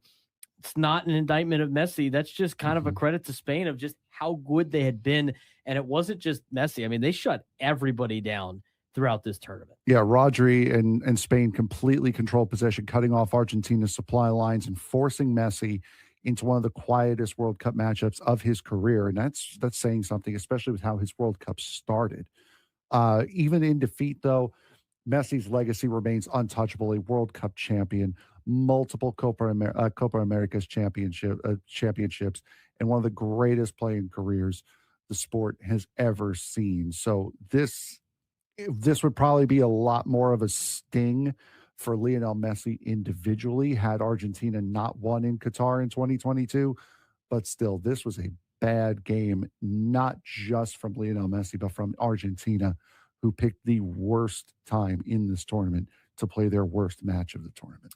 Yeah. Unfortunately, the final will also be remembered for Argentina just completely acting like, I don't know, children, I guess. I mean, they've completely lost their composure at the end. I mean, midfielder Enzo Fernandez received a second yellow card late in regulation after a reckless challenge on Spain. Leaving Argentina to play with all of extra time with 10 men. Spain took full advantage of that. After Torres scored the winner, emotions boiled over. Players from both sides exchanged words. Pushing and shoving broke out after the final whistle, and several Argentina players were involved in confrontations instead of joining the traditional post-match sportsmanship. To make matters worse, many Argentina players turned away during Spain's trophy celebration rather than acknowledging the new champions. Very disappointing conclusion for a team that had represented its country so passionately throughout the tournament. I think that was embarrassing for soccer. I think it's embarrassing for them. And, you know, it's if that's what we're going for in the future, that's embarrassing for all of sports if we're going to make this the sportsmanship of the losing team. Yeah, that was a sore loser moment on a world stage for Argentina. And I mean, that's frustration because of the match and how the match was played out. And it wasn't even really anything bad. It was just Spain just completely snuffed them out. Anything that Argentina tried to do, Spain had multiple answers for it. And Argentina did get close. They almost scored a miracle goal right at the very end to be able to push it to penalties. But even still, I mean, that's just frustration, not of the way the match was officiated, which I thought was fine, not of, just of anything that Argentina necessarily did wrong. It's just frustration that the other team, Spain, had their number, and they had an answer to everything that Argentina tried to throw out at them. to the point where, Argentina just to the point where they started, because you're getting to that point towards the end of the half, and they were talking about it on the broadcast, that every second that goes by, the game starts flipping into Argentina's favor because they have a world-class goalkeeper. They're very good on penalties. All they have to do is just not lose it and not explode. And that's exactly what they did. So, I mean, even as the game was going into their favor, the frustration of how good Spain was. In a couple of minutes here, we're going to get to Blanche Alverson of USD. Got a big clip coming up. She's going to be going a little bit. She's going to be calling a little bit later. So, all right. I mean, it'll still be next segment, but we can go a little bit longer here. All right. I saw your text. I was like, well, get out at 28 or 33. So we can get out at 33. All right, let's talk about some of these proposals that have been thrown out there. And we got a couple of guys on hold, so I guess we can get to that first, and then we'll get to it. And we've discussed this. Again, the future value, you're going for a lottery ticket. You're going for a lottery ticket. And I knew somebody was going to do this in the YouTube chat, Frank. I knew somebody was going to do this. But Frank, they traded the farm for Soto, then traded him away. Bro. Do you not understand the difference in context in terms of like years left on contracts? Do we not understand that? Even more bad news. What? LeBron saw his shadow. 6 more weeks of waiting. What? What did he announce? He's just like, I'm going to wait? Yeah, he saw his shadow. Can we stop with him? Like, why does he need to be the center of attention still? It's like, bro, hang it up. Let it go. Let me ask you this. That was a joke on Twitter. No one actually reported that. I was just bringing up something about as relevant as the Soto trade. Let me ask you this about LeBron. Mm-hmm. Do you think like the teams that have been rumored to potentially sign LeBron, do you think their fans right now are on the edge of their seat waiting for LeBron to decide? They are. Excitingly, like I can't wait to have LeBron. I mean, ask Lakers fans. They could not wait for that guy to leave. Yeah, they are excited. They are waiting eagerly to not get picked. Yes. It's like the Hunger Games. No. I'm taking my talents back to South Bay. Why? Go back to Cleveland, dude. At least that would be kind of fun. Okay. The future value is never really there. Fangraphs did this too. They went through like the last 20 years, and it's very rare that prospects that get dealt at the trade deadline turn into not like stars. They barely get turned into like everyday players. It's very few and far between. You just look at every Dodgers trade that they've made, aside from Yordan Alvarez. That was like the only one that they made a mistake on.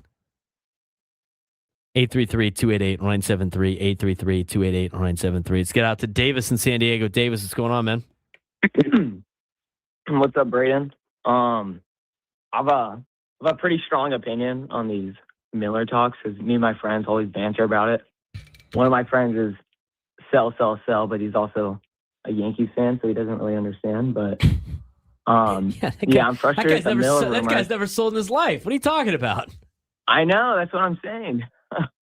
But I feel like the Miller rumors are really being blown up by media because they're just trying to get that big story to get everyone to keep checking in on it. I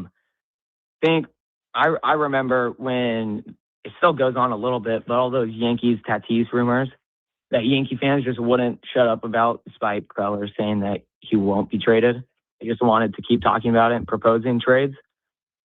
I think Miller's definitely available, but it would take a massive return that probably won't be offered.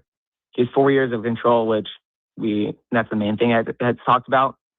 Nobody wants Bogaerts or Machado, so it wouldn't be a big fire sale anyways. So Miller is the big trade chip, and since he has 4 years of control, we could still choose to sell next year or the year after that. And even with that, even if Miller gets traded, I think it would still be a buy and sell kind of thing. Because you have at least 2 more years of Manny's production, and Tatis finally got hot. And Tatis and Manny getting hot makes Merrill get hot, I hope. And finally, since we're out of that offensive nightmare, this would be a really good time to start buying. Problem is you don't have a lot of resources to buy. I would only like a Miller trade if it was with the Mariners because they are seeking them. And like a Bryce Miller, Kate Anderson, and Cole Emerson trade would keep us competitive, but also get a bit more youthful with Emerson, a young lefty. Obviously, the Mariners wouldn't accept that deal because they love their starters and it's a little too much, but I really think that's the only thing Preller would accept would be a massive return like that. Yeah, I think it's, and Davis, appreciate the phone call. I mean, I miss the days of knowing more than all my friends in high school. I really do. Times were simpler back then. I miss being in Davis's spot. It's called paying attention. I just feel like with any of these trades, Frank and I agree. We talked about this before the show started. Any Miller trade's going to be a knock your socks off trade. It's got to be something where it's like, I can't believe we got all these guys. Like that's the trade that's going to put them over the top. That's the one that's going to be like, all right, yeah, sure, you could have Mason Miller. Like it has to be something so lopsided. It's ridiculous.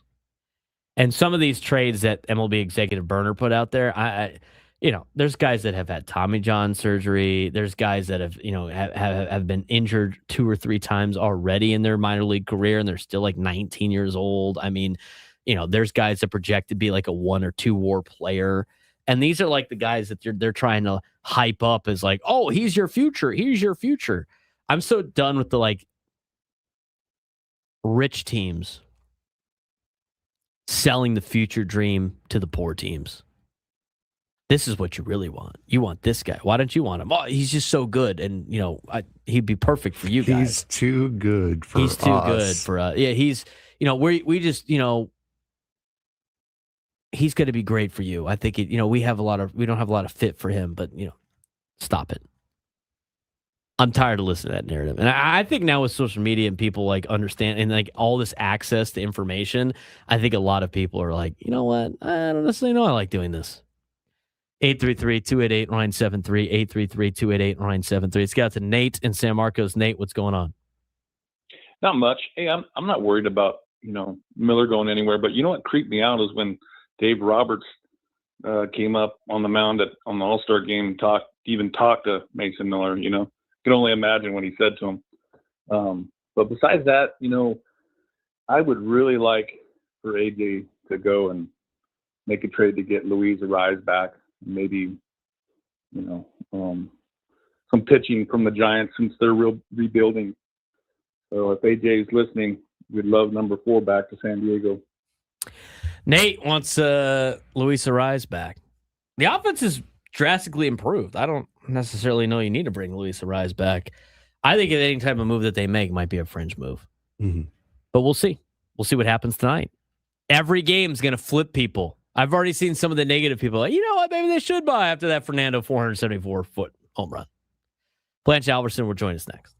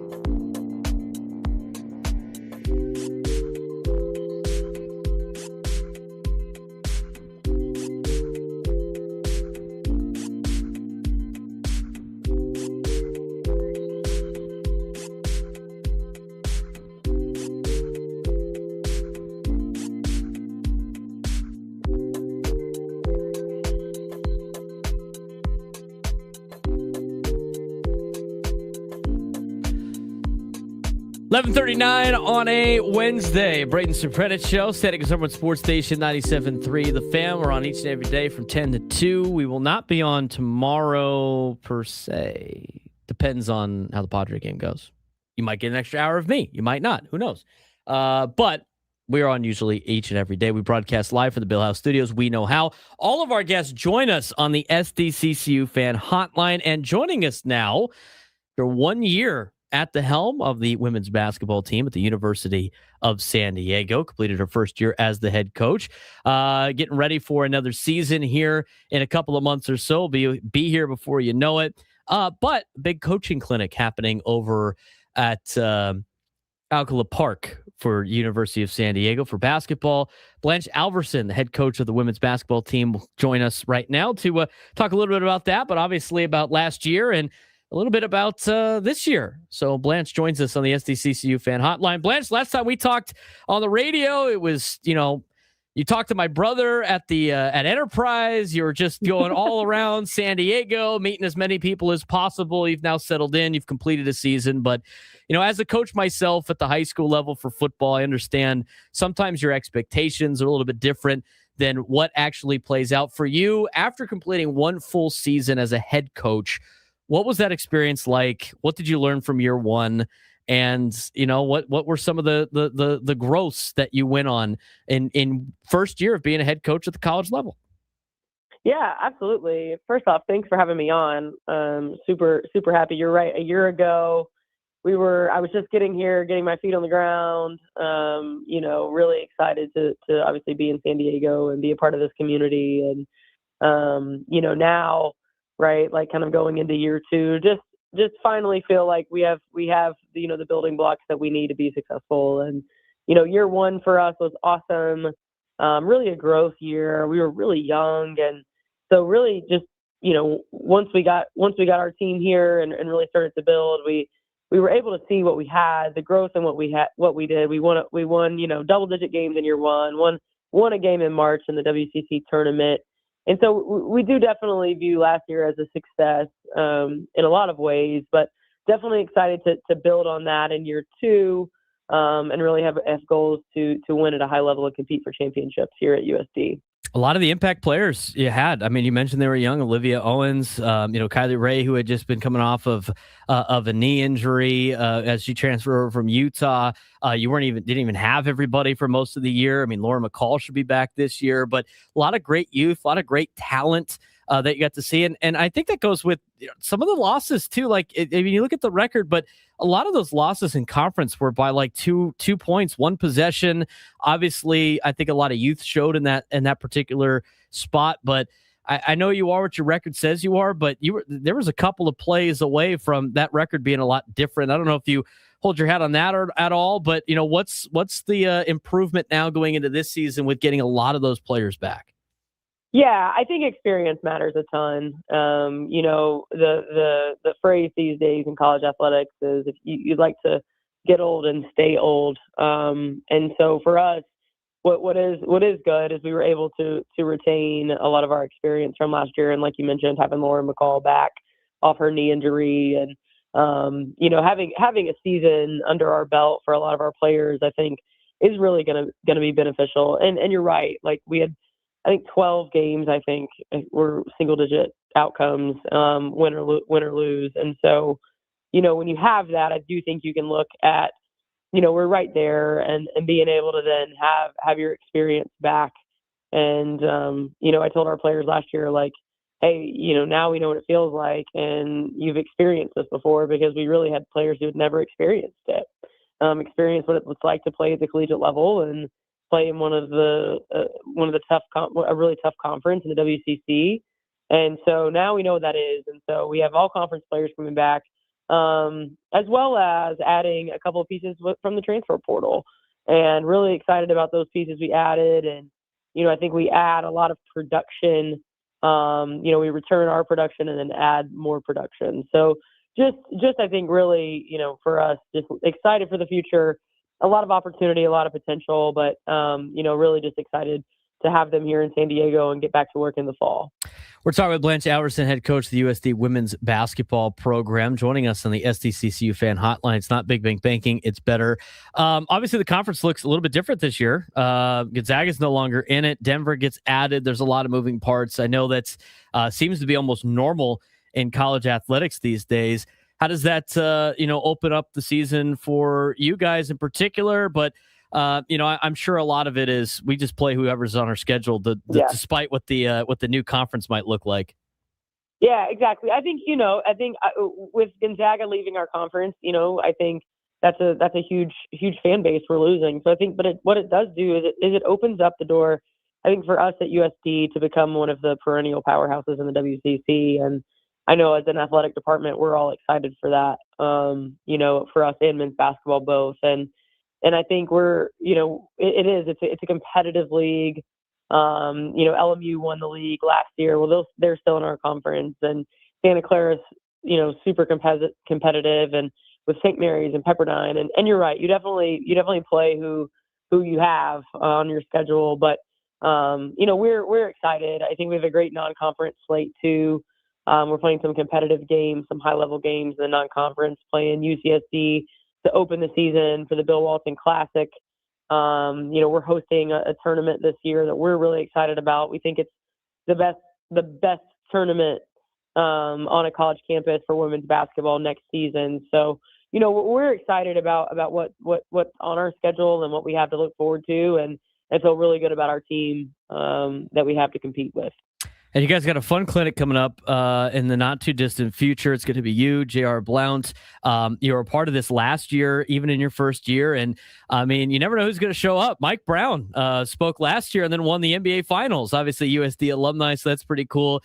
Guys have a fun slate of guest speakers. I'm sure you learn a lot at these, as all coaches do. But it's an opportunity for a lot of high school basketball coaches, AAU basketball coaches, a lot of legit basketball coaches to help improve their skills, and a great way for you guys to connect with the community. Tell us a little bit more about this upcoming coaches clinic that you guys are hosting at your brand new, still state-of-the-art facilities that I still haven't checked out yet, but I'm sure is a great place for you guys to practice and train at. Yeah, absolutely. We're excited about the clinic. Last year it was our first year to do our coaches clinic, and it really is about the community. We want to emphasize, accessibility for coaches at every level, youth, high school, AAU, college.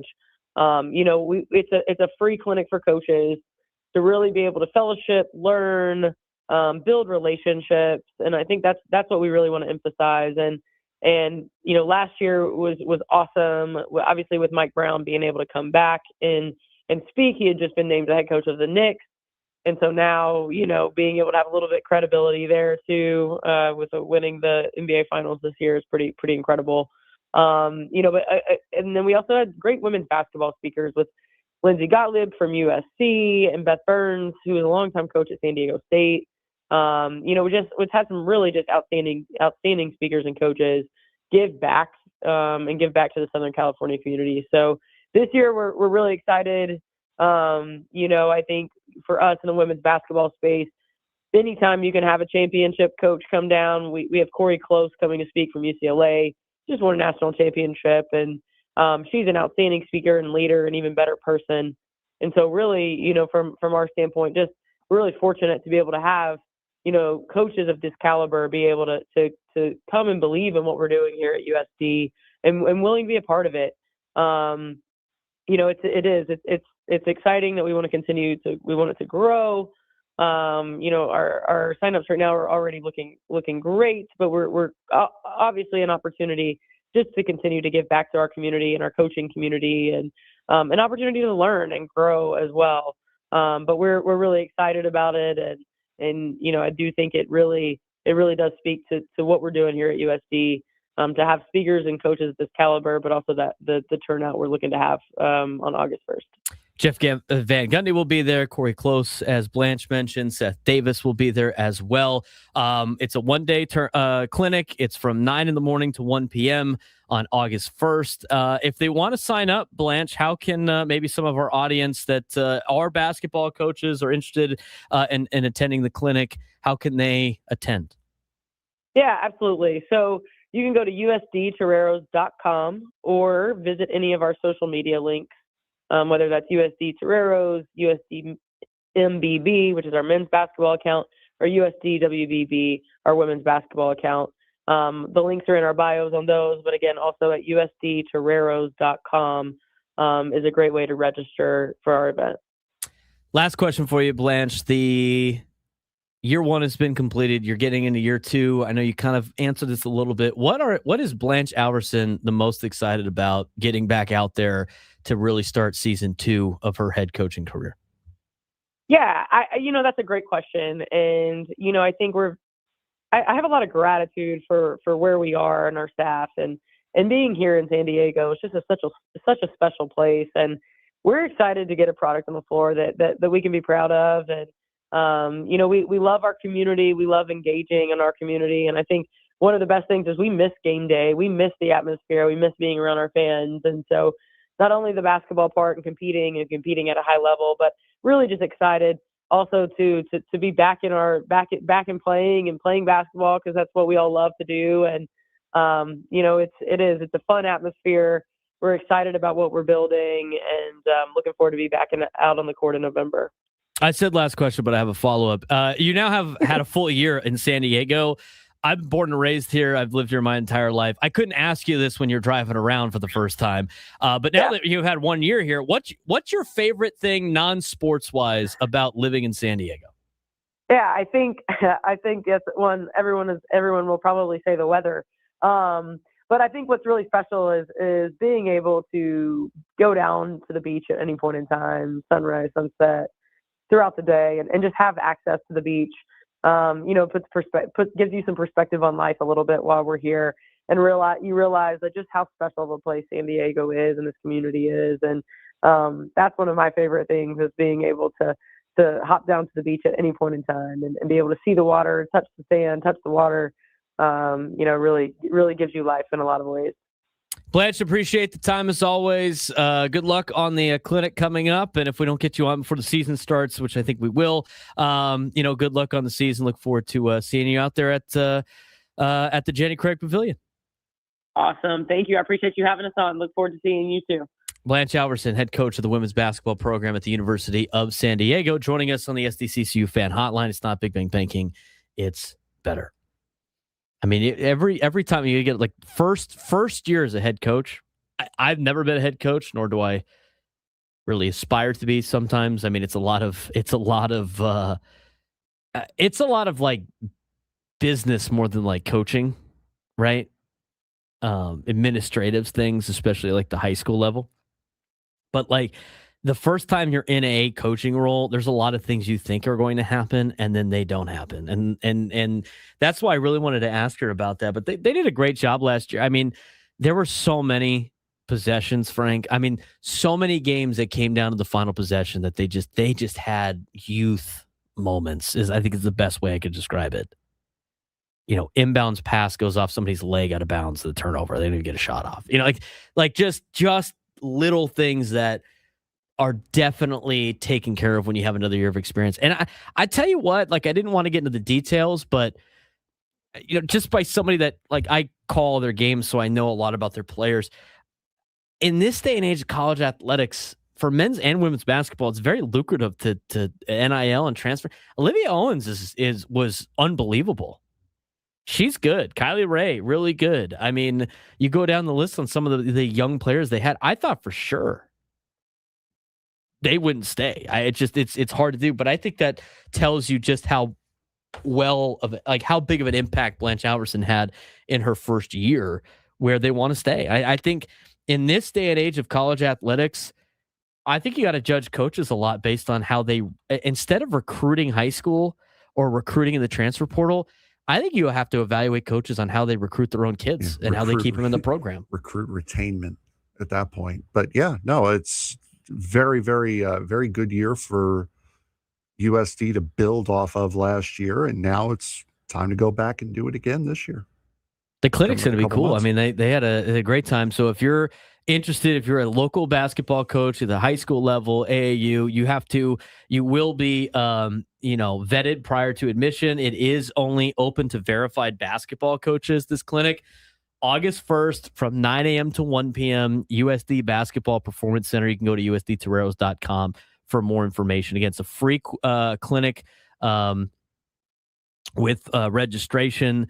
Jeff Van Gundy is going to be there talking at the clinic.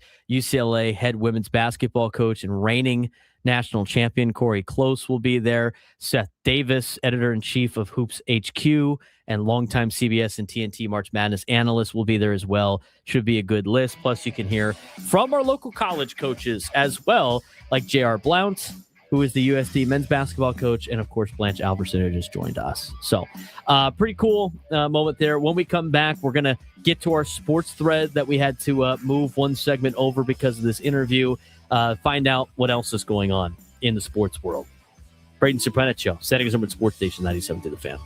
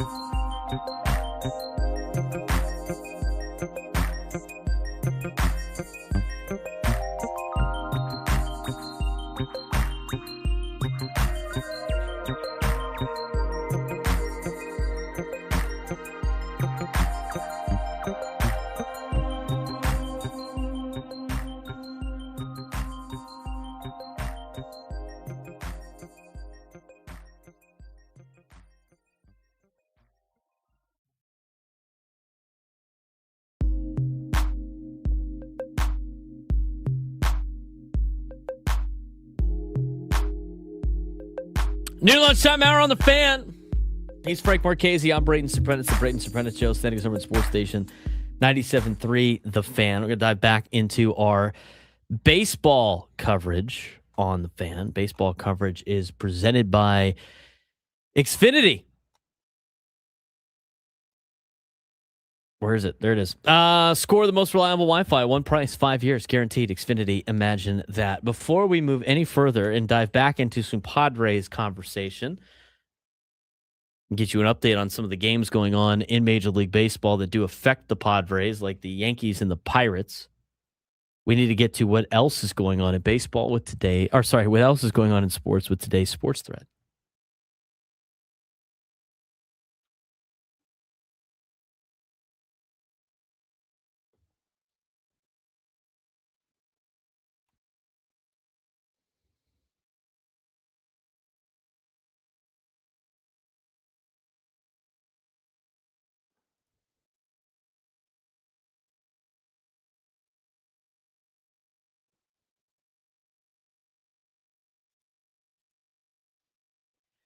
All right, Frank, what we got going on today? Well, you weren't too far off because we do have a couple of baseball stories on here. First, we'll start off with one of those. Number 1. Going to go up to 5.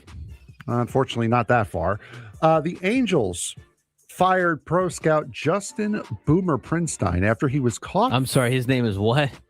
Justin Boomer Prinstein. He better Prinstein. He either should have gone to Princeton, Oklahoma. Please tell me he's super old. Well, right one now, of those three things. Well, right now he's going to the unemployment line after he was fired after he was caught filming Rockies coaches during a game at Coors Field, raising concerns about potential sign stealing. While simply recording video isn't automatically illegal, using technology to decode or steal signs is strictly prohibited under Major League Baseball rules. The Angels acted quickly after being notified by the league, immediately terminating him and apologizing to the Rockies, with both MLB and the teams believing he acted independently and that no further punishment for the organization is expected. Given baseball's history with sign-stealing scandals, did the Angels make the right decision by firing the scout immediately, or should they have waited for a full investigation before taking action? I think they were so embarrassed it didn't work that they had to fire him. Dennis Lynn tweeted this out yesterday. Since the story was published, he had a hand in this article too. The Athletic has learned Justin Prinstein was also spotted apparently filming Padres coaches in San Diego dugout during an April series at Petco Park. The Padres later took 2 out of 3 against the Angels in Anaheim.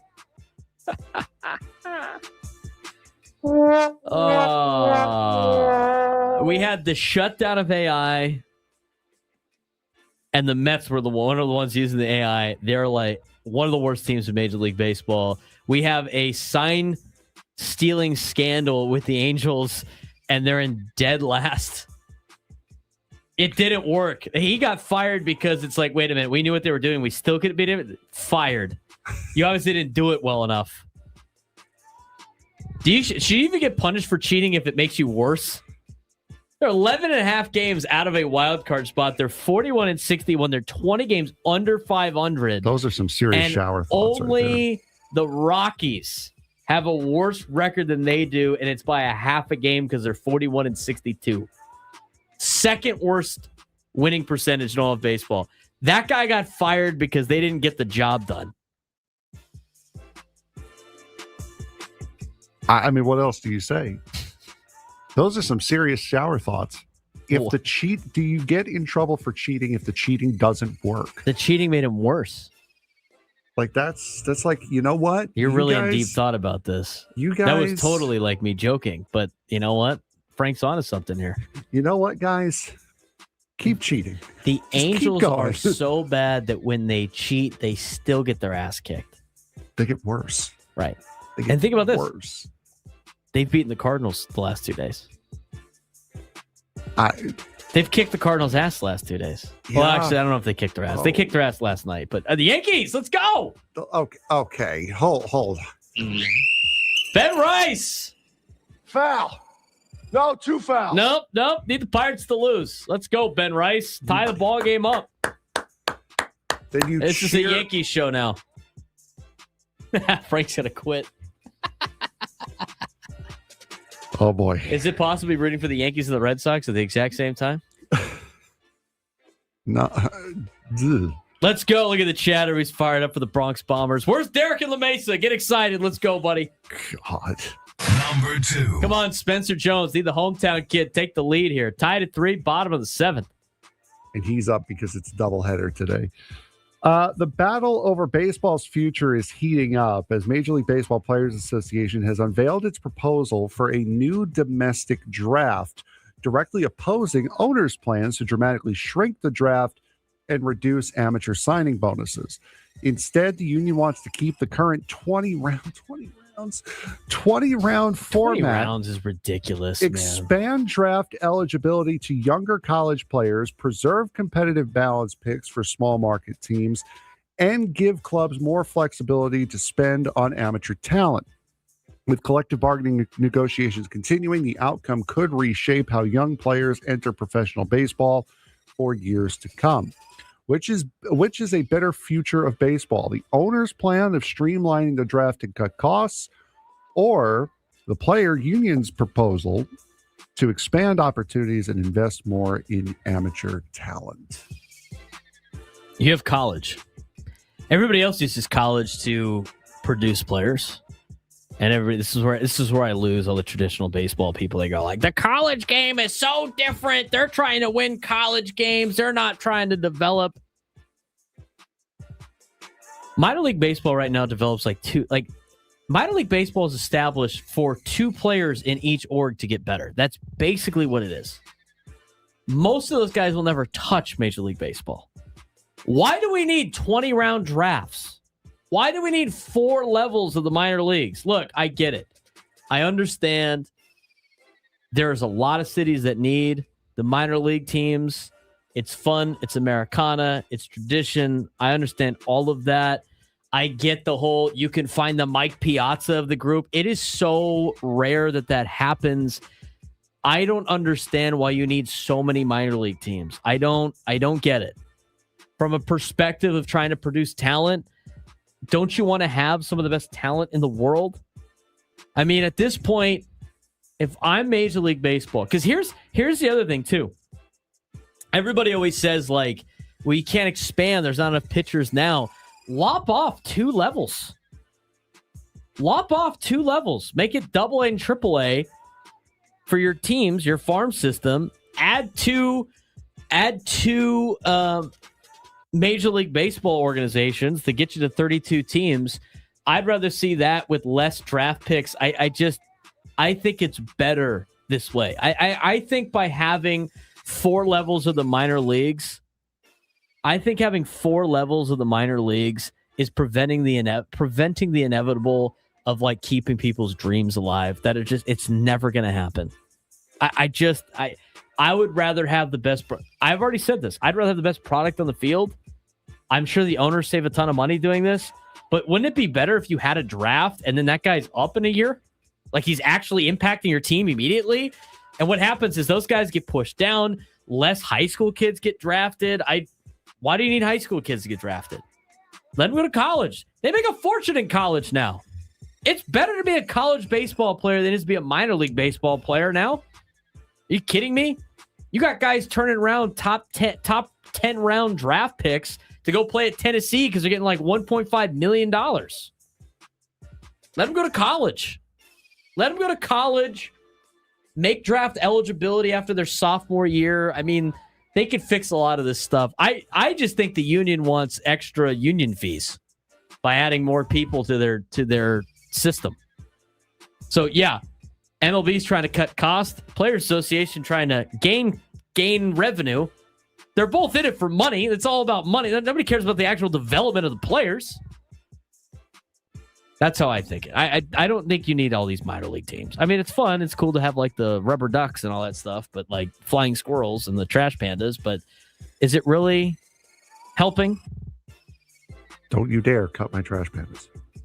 Look, I'd love to see the Padres keep. I mean, I think they should keep the Lake Elsinore Storm. It's tradition like any other. But maybe you move the leagues around a little bit. That's fine by me. There's 4 levels, and you have the Arizona and you have the complex league. It's like, and you have the training facilities now. They have so many levels. It's just way too much. It's unnecessary. Number 3.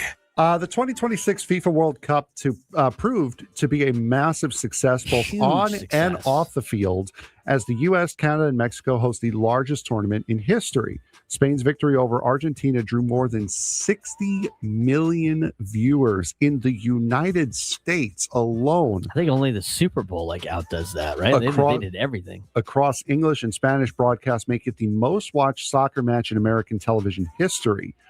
With packed stadiums, strong television ratings, and global stars like Lionel Messi, Kylian Mbappe, and Erling Haaland captivating audiences, the tournament highlighted soccer's continued growth in North America. Did the success of the 2026 World Cup prove that soccer has truly become mainstream in North America, or is that a momentum that will fade after the World Cup buzz wears off? You're asking whether or not these people are going to just start tuning in the MLS? I wouldn't even say the MLS, just pay more attention to soccer in general. I don't think so. Because people in the United States get super hyped up for the Olympics, right? Mm-hmm. Do they ever stick around to watch the track world championships or the swimming world championships or any of the summer Olympics? They'll stick around for hockey, right? Maybe. That's how I got into hockey, watching the Olympics first, way back in the day. But I just... Here's how I view soccer in the United States. Unless the MLS can outspend Europe for players and all the best talent is here, I don't think the United States is going to really build too much into soccer. And a lot of the soccer fans are super into the Premier League because that's the best level of soccer, the ones that are here. I think if you wanted to get more Americans to watch soccer on a daily basis, you would have to bring the best league here. That's just, to me, how it kind of works. And they're kind of doing it. They're slowly doing it. Lionel Messi here, Antoine Griezmann here. Even the Red Bulls had Thierry Henry for a while, but the biggest problem is they're on the back end. Right. They need to get him at the beginning, right? You need to go get the next Messi when he's 20-something, and then you got to pay him all the money to stay here. And then you need to get more players that want to come play here. And until they do that, I think it will fade with the World Cup. I just feel like unless MLS becomes a top 5 league where people can watch the best level of soccer in the United States, I think you're just going to get the one-off years where everybody's in for the World Cup. I think it helps that Team USA actually had a little bit more expectation this year too. Easy money. We're not saying that hockey is comparing to the MLS. What we're saying is that hockey was able to get people in and retain people through the Olympics and through the Four Nations tournament. But also with the NHL, though, they're the highest level of hockey in the world, right? To me, if the MLS was the highest level of soccer in the world, I think you could retain more people because they would see all these guys playing. Yeah, they don't see any of these guys playing in the MLS, and they go and then they forget about it. Plus, with the timing and everything, you mentioned how having the game have the World Cup final during the day hurt. It just didn't seem right. Well, they have to do that because Europe's their main audience, right? And so, you're watching all the games are early in the morning, right? I think what's the latest they start out here on the West Coast, noon? Serie A starts at 11:45. In the morning, right? Everything, and it's on a Sunday morning, right? Yeah, Saturday and Sunday. To me, it's that also leads to it. Yep. Number 4. You want to go more baseball, or do you want to go NFL here? Let's go NFL. The NFL's gambling crackdown continues as Cardinals director of college scouting, Ryan Gold, has been suspended indefinitely for allegedly violating the league's gambling policy. The NFL says Gold shared confidential draft information and participated in prohibited betting, while his attorney strongly denies the allegations. Of course he would. claiming the bets were placed by Gold's wife and arguing Gold couldn't have leaked draft picks he didn't know himself. With an appeal already underway, the case adds another high-profile chapter to the league's ongoing effort to protect its integrity. Has the NFL struck the right balance with its strict gambling policies, or do some of these cases show the league's rules have become too broad and difficult to fairly enforce? I don't know how they're going to enforce all this stuff. I don't know how people are going to enforce any of this. This is what happens when you can bet on anything. I mean, think about, like, we talked about the Miami Heat accidentally leaking the that probably had a massive impact on Kalshi and Polymarket and all the betting communities. And on Indeed right now, the Heat are looking for a YouTube brand marketer. Oh no! Is that real? Is that real? What a mistake, I gotta dude! Find it. What an honest mistake. I mean, this is not me like throwing you under the bus, but like, how many times have we had? I mean, I've made mistakes on the YouTube too, just with the dates, or like maybe you put the schedule in wrong to schedule the post. I mean, that is such a simple mistake that now has massive money implications. This is from NBA Central, and I know it's Central because I have Central blocked. Miami Heat, as of 18 hours ago from that post, so it's like a day or so ago, director of YouTube strategy. That's unfortunate. I mean, I don't think anybody should lose their job over that.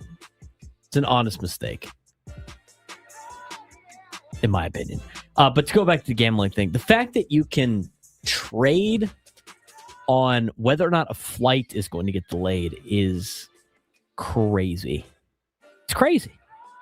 And like, what was it? Donald Trump's speechwriter or something like that, or is it the teleprompter? His teleprompter. The teleprompter operator. Yes. The operator or the writer of the speeches? The operator. The guy that does. He just literally scroll. Have you ever operated a teleprompter before? I have. Yes. Yeah, a little scroll. It's a little right? scroll wall. Yeah. Little scroll ball. That guy was trading on how long speeches would be for. I mean, come on. Made $100,000. They make it too easy. It's too easy. I don't know how you police this stuff. It's just that, hey, let's trade on all these things. Okay. You know, there's a lot of people you can't control. Like, what are you going to tell the guy? You're going to tell the guy that like unloads the bags at the airport out of the plane, hey man, you got to sign this thing saying you won't illegally gamble on this to impact like insider trade. Are you kidding me?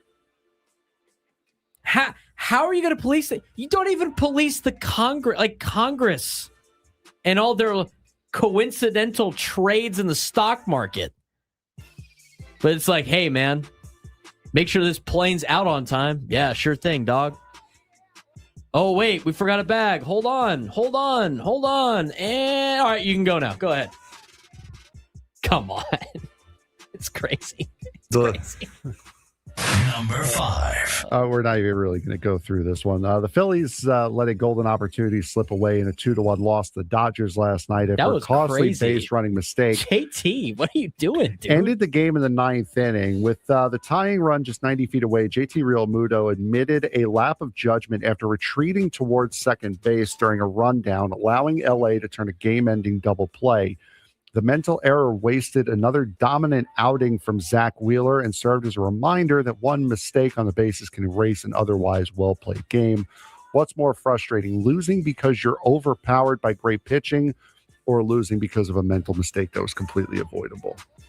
Did you hear John Kruk on the call? Yes. Oh, no, JT. Yes. He did the right thing too. He got to third base, which is what you're supposed to do in a rundown, but for some inexplicable reason he went back. That was the second base running blunder in that game. The first one was who's the new catcher for the Dodgers that came up that made his debut against the Padres? You know what I'm talking about? Not Dalton Rushing? No, the guy from Venezuela, right? I mean, he had the story. This guy, Shohei tries to turn a single into a double with 2 outs, and he starts jogging home, and he looks up right before he's like walking to the plate because he's not contested. He looks up, and they gunned Ohtani at second base, and literally if he continued to jog, they would have scored. He actually gets called safe at second. They review it. Ohtani's out, and he hadn't touched home plate yet. Bang, inning over. No run. Hey man, I thought everybody hustles out there. I thought everybody hustles. Don't the Dodgers hustle? Don't you hustle? That's funny. Hustles. We got a tweet about that actually. Yeah. Everybody hustles. We'll get you an update on what's going on in the Bronx with the Yankees and the Pirates. We will also continue our Padres conversation when we come back in the Braden Surprenant Show, San Diego Sports Station 97 to the Fan. North Wilkesboro officially back. Joey Logano reminded everyone why he's still one of NASCAR's biggest threats. Logano led an incredible 323 laps in NASCAR's first Cup Series points race at North Wilkesboro since 1996, holding off Denny Hamlin to earn his first win since May of 2025 and jump back into the chase field. Shane Van Gisbergen also impressed, leading 49 laps at a short track before finishing 5th. Meanwhile, in Formula One, Antonelli strengthened his championship lead with another dominant victory at the Belgian Grand Prix. George Russell retired after first lap contact, allowing Antonelli to extend his advantage to 50 points heading into Hungary.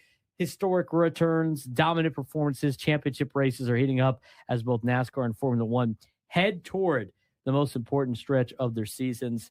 Did we get the official finish of the IndyCar race we did. On a Monday? Yes. IndyCar had to move the race to today because of a lot of unfortunate circumstances, but it looked like Paolo was winning anyway. Alex Palou did win the race. So with IndyCar, we'll get through IndyCar quick before going back to NASCAR.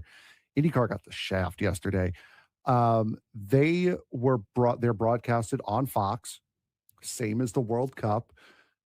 Their race started at 5:30, I think it was, p.m. So they were, after that match went on hold, after the match went to extra time, they were put on hold by Fox.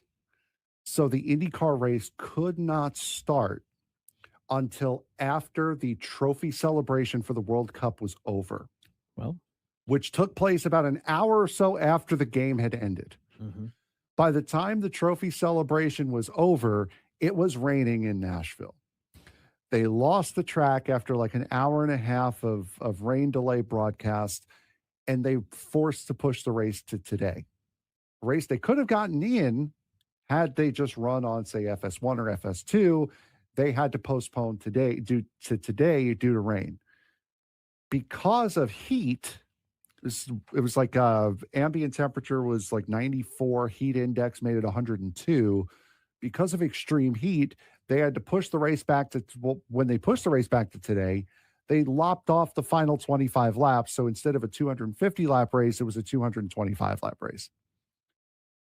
Just completely screwed over the entire time. They were expecting to get the biggest lead in that they could have possibly ever dreamed of, and instead ran a heat-shortened race on Monday. That's the risk you take, right? It's the deal with media contracts.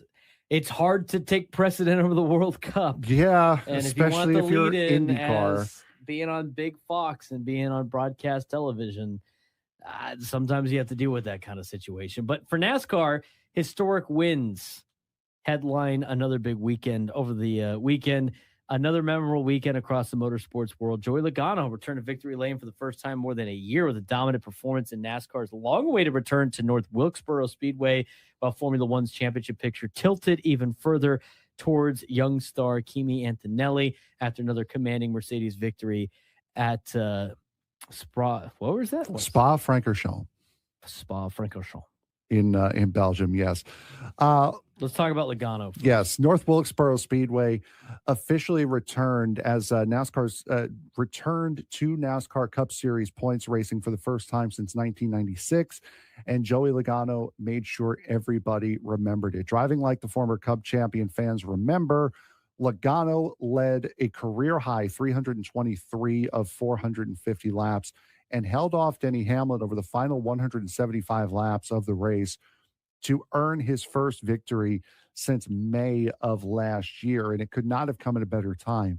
With only 5 races remaining before the NASCAR playoffs begin, Logano vaulted back into a playoff position and reminded everyone that when Team Penske finds speed late in the season, they are always very, very dangerous.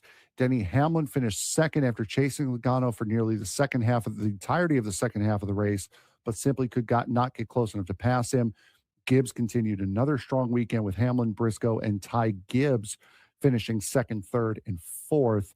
Perhaps the biggest surprise, though, Shane Van Gisbergen, the New Zealander, led 49 laps on a short track and finished fifth, fifth, and only 6 cars finished on the lead lap in this race, proving he is becoming much more than just a road course specialist. And the big radio call from him once he took that lead in the first stage: "I'm leading.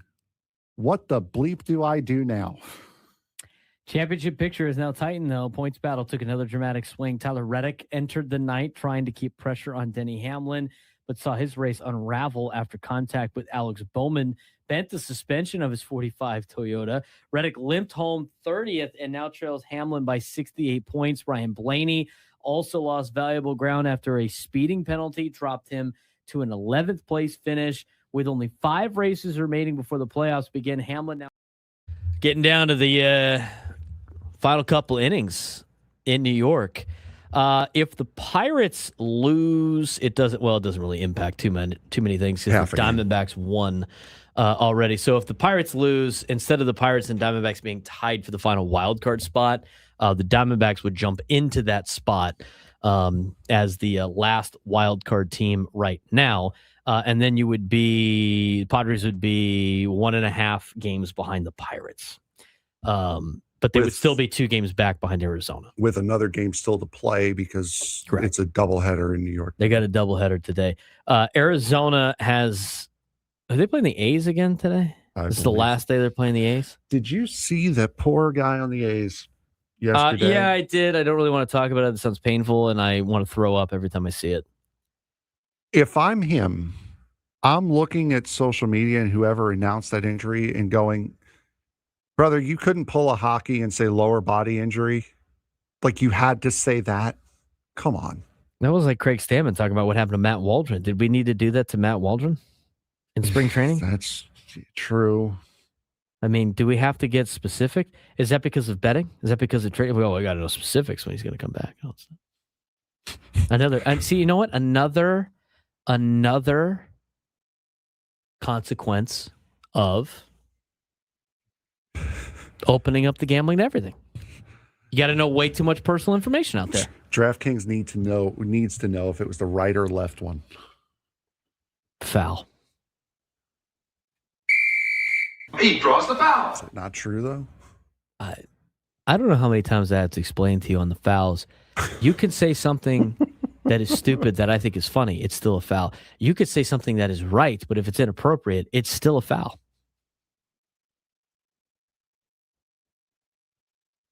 I'm just saying. But foul on the chat, by the way, on the whole thing. Is this live? NASCAR? Really? You're talking about That's NASCAR? That's also foul. No, 2 fouls. I mean, it literally says we're in a commercial break. I don't know how more specific it needs to be. I literally don't. I mean, look at. What does that say? Weekly Major League Baseball update. What's it say in the bold letters? Listen on Odyssey. Oh my God, I can't believe if anybody would see that instead. It's just Amazing.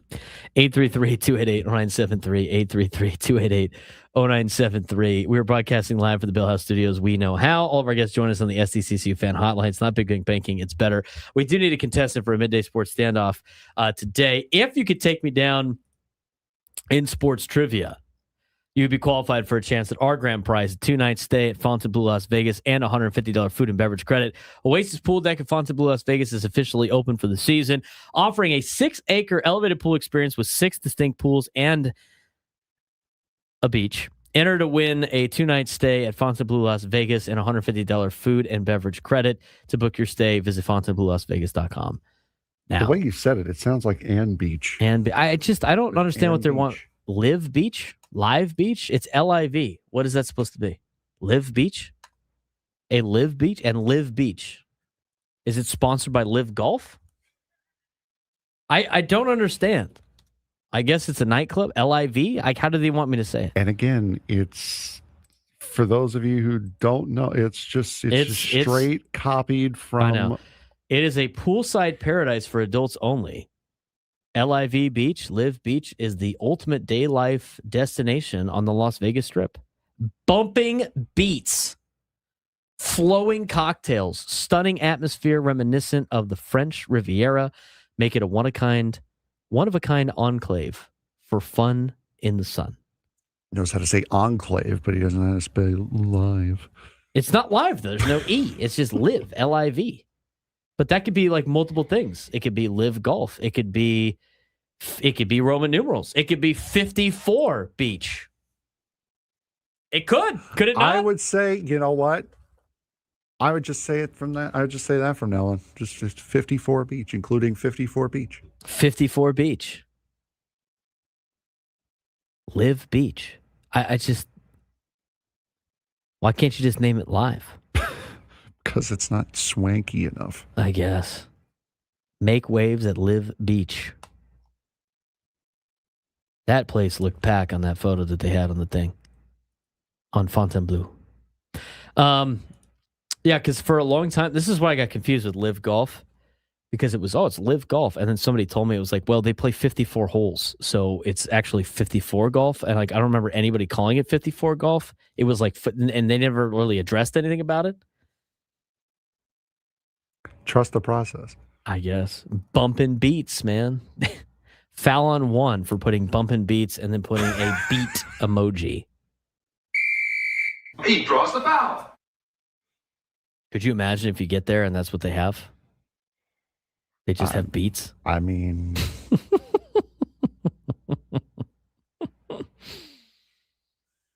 One reason the YouTube chat also drops 54 Beach sounds too young and hip for Ello.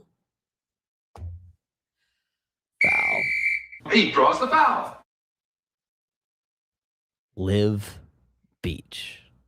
Anyway, we'll get to that when we come back. Yankees and Pirates are tied at 3, top of the 9th. They brought in their closer with the game tied. Oh, no. What a bunch of Yankees dopes. are going to blow it. Runner on first with 1 out. We'll let you know if David Bednar gets out of it when we come back and get to our midday sports standoff.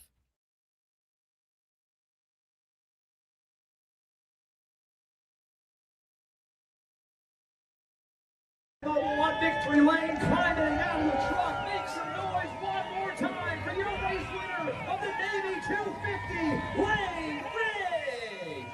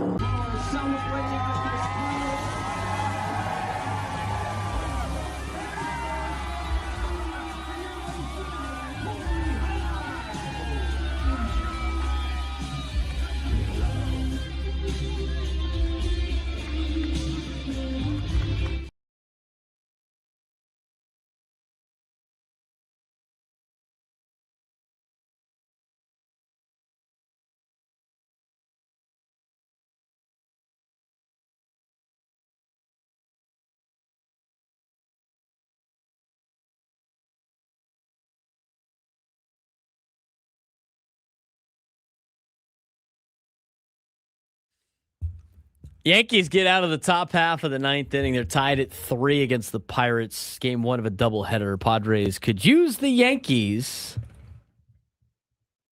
They could use the Yankees' victory today, as much as it pains Mr. Marchese over there.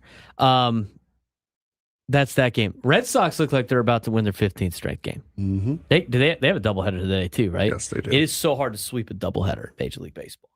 It's very difficult to do. It's difficult to do in any level of baseball.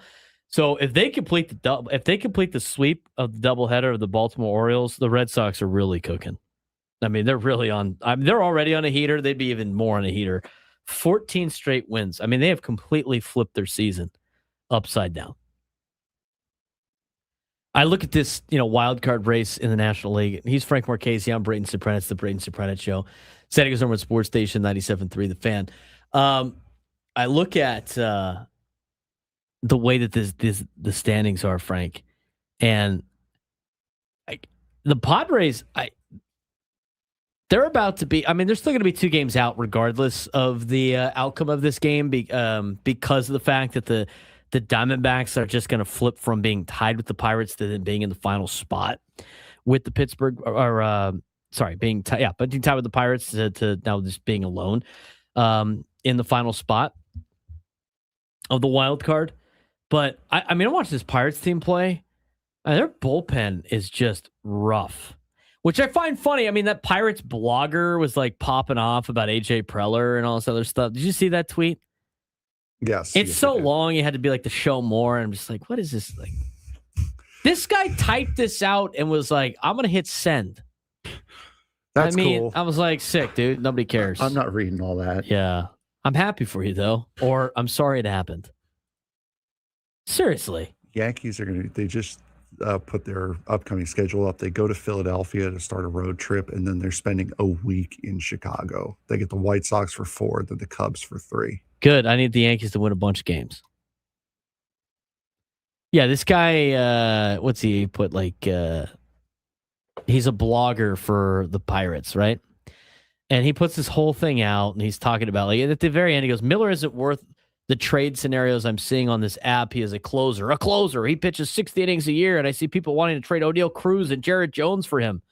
Padres fans and AJ Preller are delusional if they think they will ever get the same value they traded to get him last year. Brother. Pirates fans were about ready to trade O'Neill Cruz for a bag of rice at the beginning of the season. Now they won't even trade him for Mason Miller. His trade last year to get Miller was one of the dumbest trades I've ever seen. Is Miller worth a good haul? Yes, but he is never worth what they traded for to get him. Talks about Johan Duran and all this other stuff. It's just, it's kind of funny coming from that guy that, like, I mean, he is like, there's a lot of good people out there that like have blogs. But the thing that like you lose me on with some of these blogs, it's like they can't take the fan hat off, and it's like they're just super. It's even a super fan mode.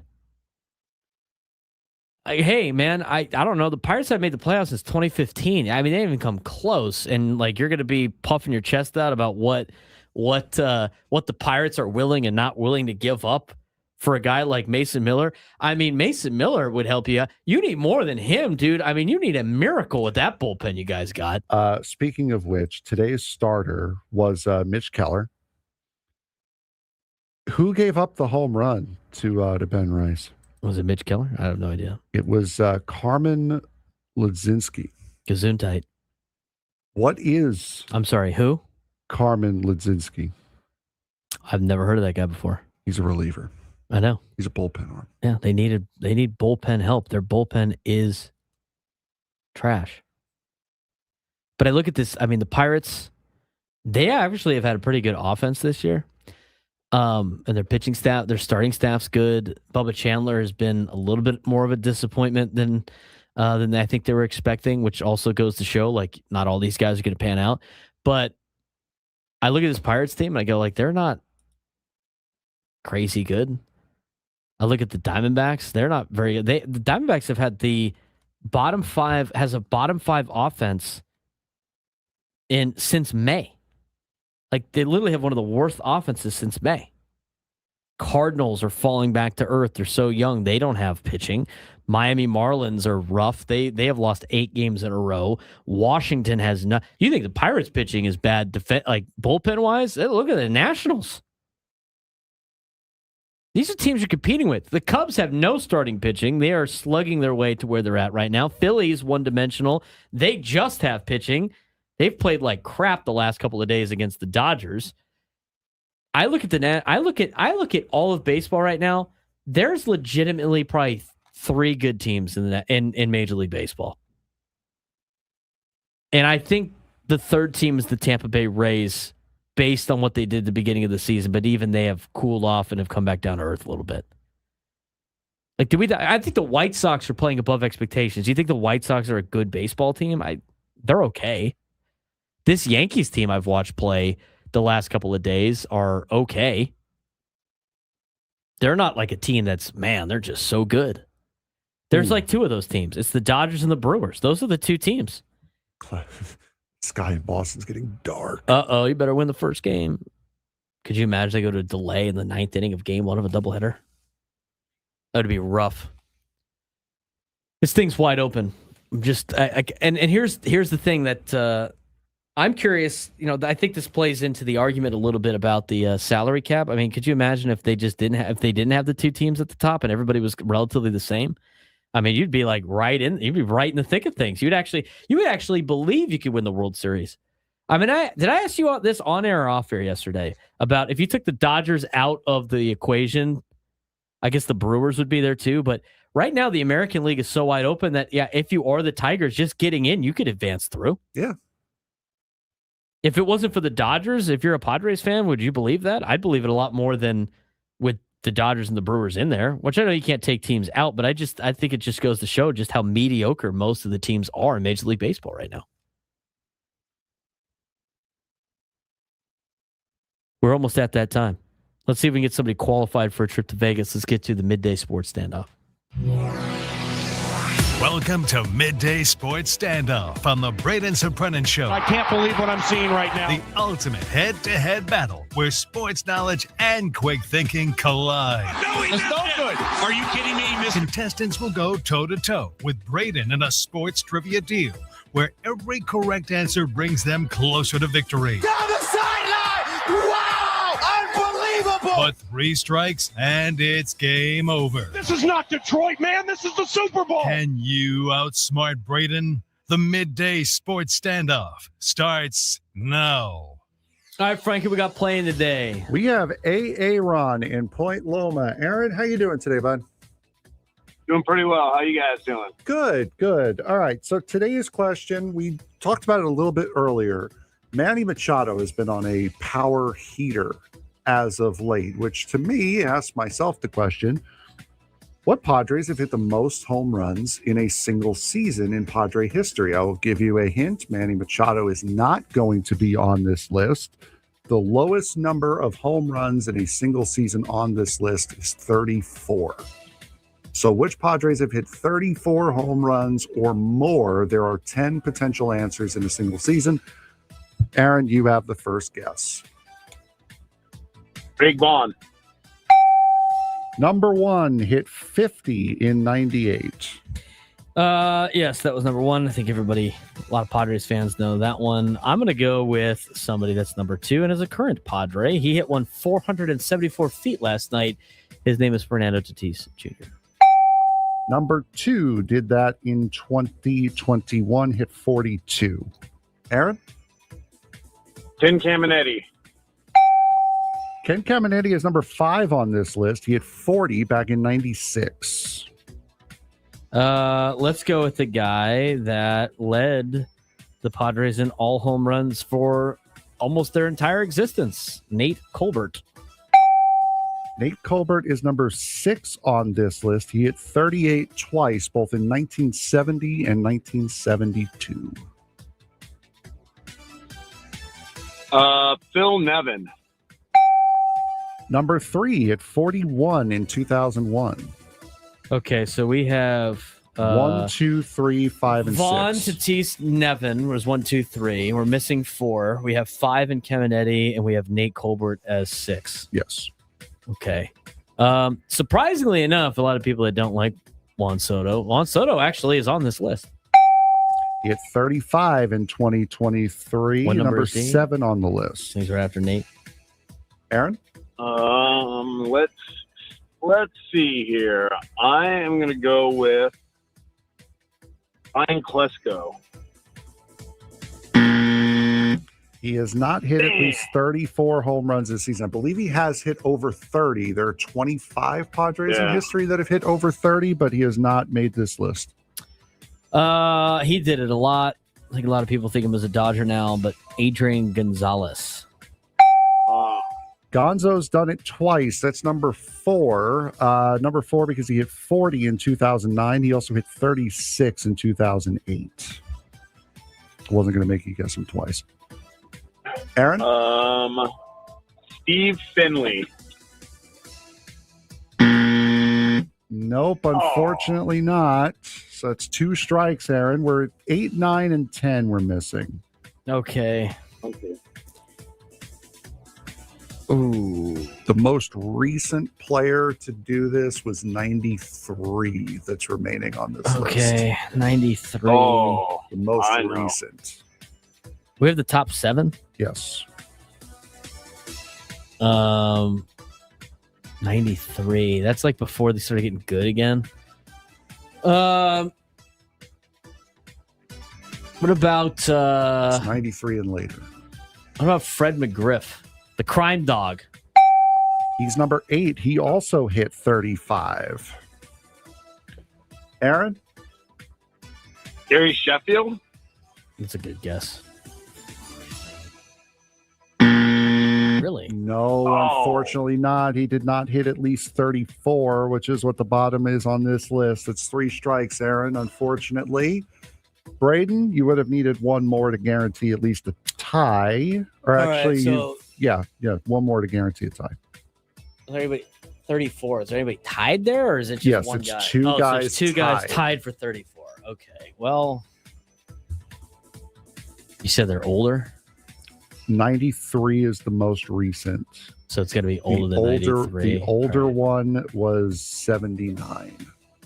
Oh, McGriff- 79? McGriff did it in 92. 79? It's not as hard. It's I not like mean, a- I'm thinking about a guy that, like, I mean, at that point, like, there was only like one good player during that time. It was like Dave Winfield. Was he the one that did it? Dave Winfield is the one who did it in 79, 34. All right. Who was the last guy? Phil Plantier. Oh, Phil Plantier. Wow. In 93 was the one who did it. So Greg Vaughn, Fernando Tatis Jr., Phil Nevin, Gonzo did it twice. Caminetti, Colbert did it twice. Soto, McGriff, Plantier, and Dave Winfield. Wow. Did I redeem myself from yesterday? Absolutely. Yesterday Thank was you. rough, dude. Are you kidding me? Who played yesterday? Was it Mark, right? Something like that? Sure. I felt bad for him. You know what? At least Aaron gets some Mexican food. I'm jealous. That's true. I would rather have Mexican food than win the midday sports standoff. Maybe we'll have a Mexican food topic for Friday. Ooh, now we're really cooking there, Frank. Now we're really cooking there. By the way, only two player days next month. Oh, really? Mhm. Well, I mean, at this point, we're in the 80s, right? Yeah, we're I mean, in the there's not a lot of 80s. 80s. It's only two numbers in the 80s in Padre history that have ever been used. There's more in the 90s, as a matter of fact, than there are in the 80s. Because Fernando never wore 84? Or did he wear it in a big league game? I know he was wearing it in spring training. Yeah, that's probably why. Yeah, let me go to the uniform. What do we got here? No, it's not uniforms. It's what's like all-time numbers, right? Isn't that on Baseball Reference? All-time numbers? No, I mean 90s, as in like the jersey number 90. Yes. No, Augie in the Augie chat in the chat. said 90s equals steroid era. Steroid numbers. Okay, where do I find that? I gotta think of the 80s. Because I don't think jersey number. I know it's like it's all like other uniform numbers. There we go. We'll get to that. Pirates have the go-ahead run, 90 feet away. Marcell Ozuna is still on the Pirates. Ozuna for the Bucks? I think I got DFA'd. They didn't cut him. They just put him like a phantom IL or something. Ozuna from the Bucks. Ozuna from the Bucks trying to take a lead. We'll see. We'll let you know how it goes. Red Sox. Did they win their 15th straight? I'll tell you that on the other end, too.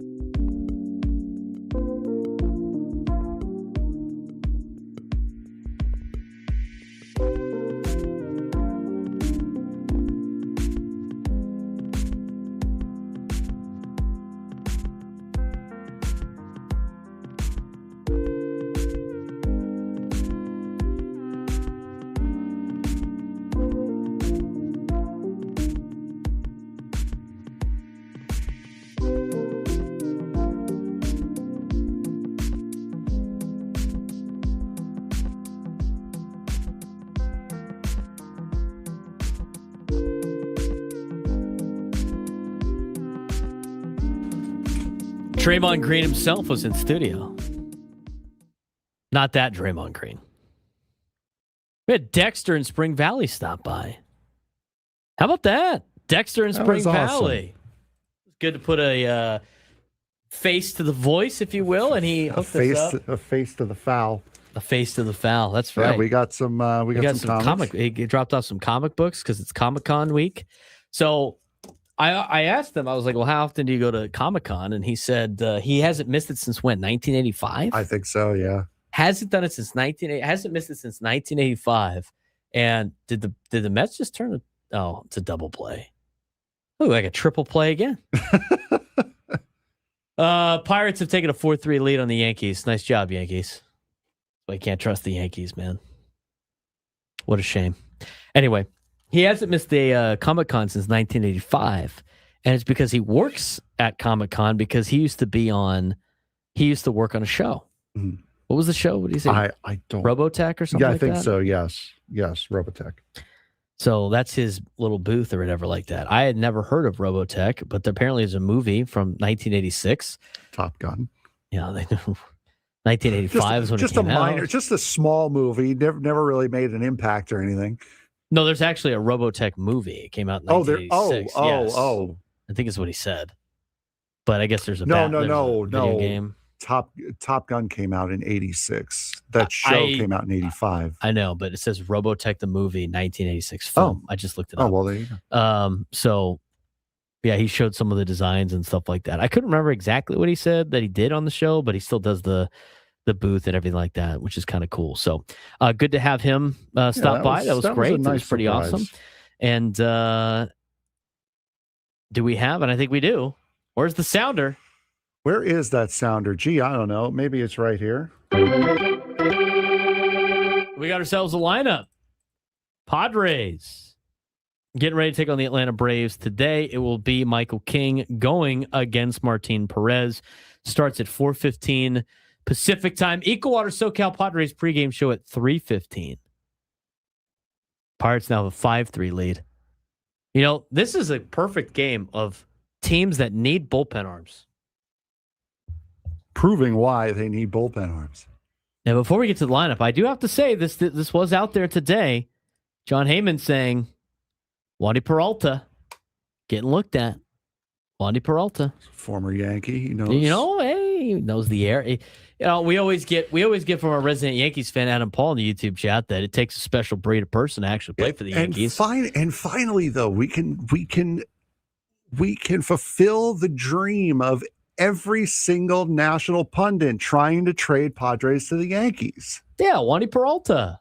They could use Wandy Peralta right now. I'm going to tell you that right. Seriously. Fernando Cruz is not doing well at the current moment. No. Yeah, John Heyman said Wandy Peralta is being actively discussed in trades. He looks good. You know what? We got to Photoshop a photo. We got to Photoshop a picture of him in a Yankees uniform. See what he looks like. I bet he looks pretty good in a Yankees uniform. Wandy Peralta. You hang out with Tim Hill. Hold on. Let me. See, can you find? Yeah. Can you see if you could do that for us? Just in case. I just want to kind of see what it looks like.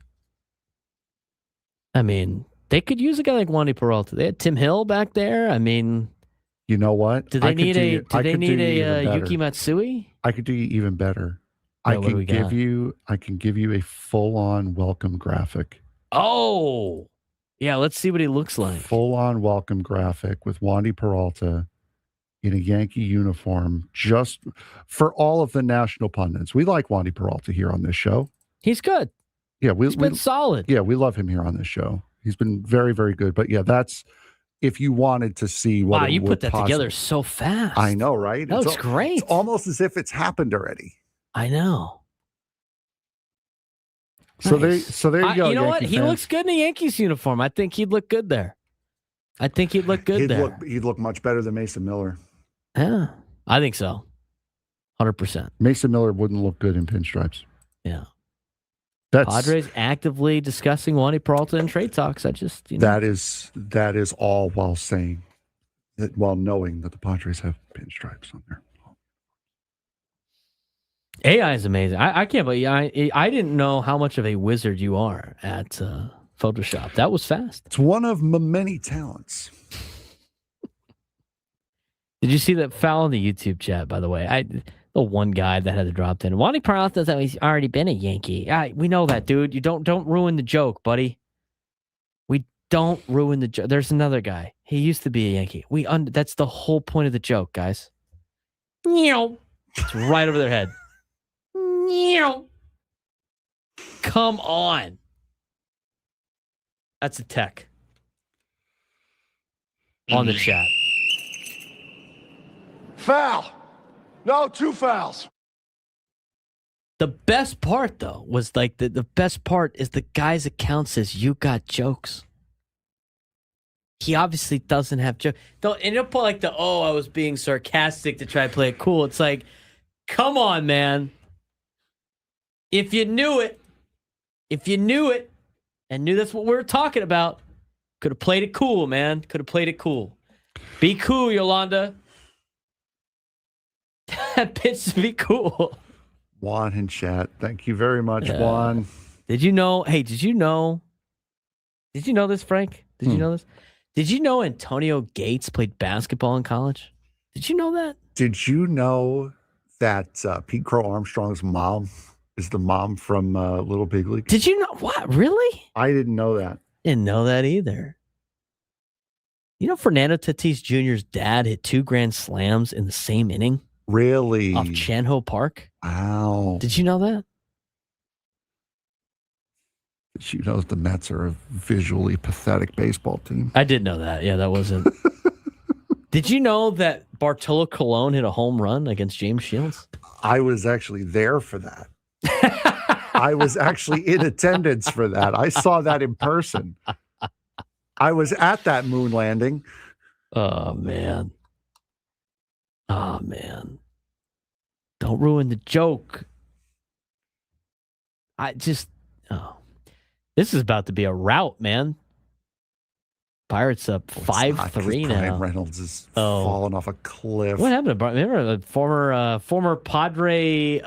He signed a contract and then went completely downhill. Who saw that one coming? Former Padres trade targets, Brian Reynolds. Joey Gallo still available? You can get Joey Gallo on the phone. I heard he wanted to be a pitcher. Classic. Okay. No, you wanted Joey Gallo? Thought you were looking for Joey Callo, Callo. Oh, no. What is Brian Reynolds playing this year? What is he? I mean, I haven't heard one thing about him in years. I know. I remember he wanted to, he was asking to get traded because he wanted his big contract, and then people felt bad for him because the Pirates are cheap, right? What is he doing this year? Oh, he's not doing too bad. He's in 282. It's not terrible. Did we go over the lineup? Or he's got a 3.7 WAR this year. He's fine. Did we? No, I'm going to get to that in a second. Okay, I was going to say because he's hitting 282 with an 873 OP. He's having arguably one of his best years. Come on, man. What do you mean he fell off a cliff? Why, he struck out against the Yankees? It's like falling off a cliff? You know what? I haven't heard from him because it's all about their pitching over there in Pittsburgh, but he's got a 3 point. He's got this best year he's ever had. That is, you know what? That's fair. He's in a central division. That's true. And as we know, the central division of each league is baseball purgatory. It is. So what's worse, being in the NL? Apologize. What's worse, being in the Central Division or being on the Angels? Ooh. What gets you forgotten more? I would say being specifically in the American League Central, because at least with playing in Anaheim, you can at least go to Disney. What does that have to do with being people paying attention to you? You can't be irrelevant and go to Disney in Kansas City. You can do that in Anaheim. I think it's worse being on the Angels. At least you have maybe some traditional teams in the Central. Maybe. Well, here's the other thing too. With the Angels, they're never on TV in the middle of the day because they play 6:38 all the time. You know what's funny? So you know what? It might be better if if you're on an AL Central team. Hold on a second. You know what's funny? While you say that, I'm going to click on the TV guide right here. What game is supposed to be playing right now? Oh, no. It's supposed to be Cardinals and Angels. Angels are never on in the middle of the day. They never are. And you know what? I'm still right because the Yankees game went to extra innings. Yankees are about to tie this thing in the bottom half of the 10th just so Cardinals and Angels won't be on the air. Are the Cardinals Angels about to get the IndyCar treatment? Everything stops until Yankees Pirates is done. They're about to. Yep, that's probably true. Did you honestly think that they were going to cut out of a Yankees game on MLB Network to get you what was actually supposed to air? And the only reason why they're airing this game is because it is the game one of a doubleheader and it wasn't supposed to be played this early. I just looked over at the screen. Mike Kilburn, thank you. Thank you. So nice. I love my fans. You guys are awesome. All right, let's get to the starting lineup. I think we got to play the sounder again. Every time you do that, you owe Scravy 50 cents. Okay. So I wanted you to do it twice. Now you owe him $1. Today's starting lineup for the Padres, 4:15, first pitch, 3:15, Equal Water SoCal Padres pregame show with Sam Levitt. Fernando Tatis Jr. will lead things off. Luis Rengifo batting second. He's been doing pretty well. He's had a very, very good start to his Padres tenure. He is the designated hitter. Manny Machado bats third and plays third. Ty France bats cleanup and plays first base. Jackson Merrill in center field bats fifth. Luis Camposano bats sixth and is the catcher. Xander Bogaerts bats seventh, plays shortstop. Jake Cronenworth bats eighth and plays second base. Jace Bowen batting ninth and playing left field. So the slumping Gavin Sheets gets time to rest and gets a day to look at the ball, look at the game from a different angle. That is correct. I don't mind giving Gavin Sheets a day off. He has been in a rough patch. It'd be nice to get Jackson Merrill going a little bit. I can't believe how much he has, how poorly he has played this year on the offensive side of things. He hit a home run yesterday. You're starting to see him hit a little bit more home runs. I don't know what gets him so eager to chase pitches that are just nowhere near the zone. I mean, he is swinging just at almost everything, it seems like. I want to see if I got this right, because the funniest thing I have to find it again. Are you talking to us? Well, I kind of was. Are you talking out loud? What's going on? What are you looking for? I think I just saw something about Fernando Tatis Jr. is doing a Make-A-Wish. Yeah, here it is. ESPN 2 hours ago, her one wish was to meet her favorite player, Fernando Tatis Jr., Make-A-Wish. Fantastic. You'll love that. This is coming the day after ESPN announced that it's breaking its partnership. That was fake, dude. That wasn't real. Did you just got on the radio? I didn't get Sentineled. I know that. I have blocked all of the Sentinel accounts, so that's not a thing. I saw a reader's note that said they have not done that. Well, so there you go. Let's see. Yahoo Australia had it. Did ESPN end its Make-A-Wish partnership amid company-wide cost-cutting measures on Tuesday? In bold all caps. No, definitely not. The troll account Wesley Steinberg shared his report as a way to trick people amid Tuesday's real layoffs at the company, but this Make-A-Wish post is absolutely not true. Again, Steinberg is a known troll account with a history of trying to confuse people into thinking absolute garbage like this is real. That was the exact quote from the article. Time to fire up the Curb Your Enthusiasm theme. Well, not even that. It's also we fire up the block machine as well, so that won't happen again.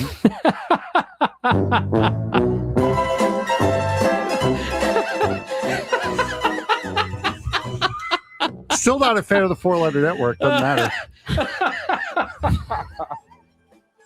I can't believe you derailed the show about we were off the rails. We were off the rails anyway. I gotta I gotta check this. I had no idea who you're talking to. We were off the rails to begin with.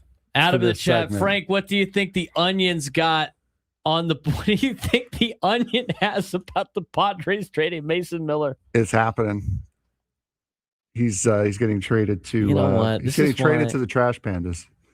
Have you used the Babylon Bee for our sports thread a couple of times on accident? You know that's not a real paper, right? You know, yes. Okay. As someone who lived in Babylon, I know that the Babylon Bee is not real. Oh man, that was hilarious. I needed that. I was like, no.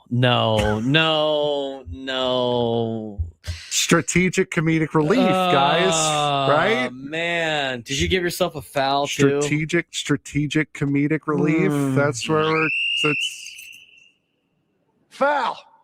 No, 2 fouls. I'll take a double tech on that. Double tech. That means you got to get. That means you go. That means Adam's got to come in here and run the rest of the show. Well, no, it's 4. No, that's double technical. You're gone, dude. That's how you get. You can't get a double technical.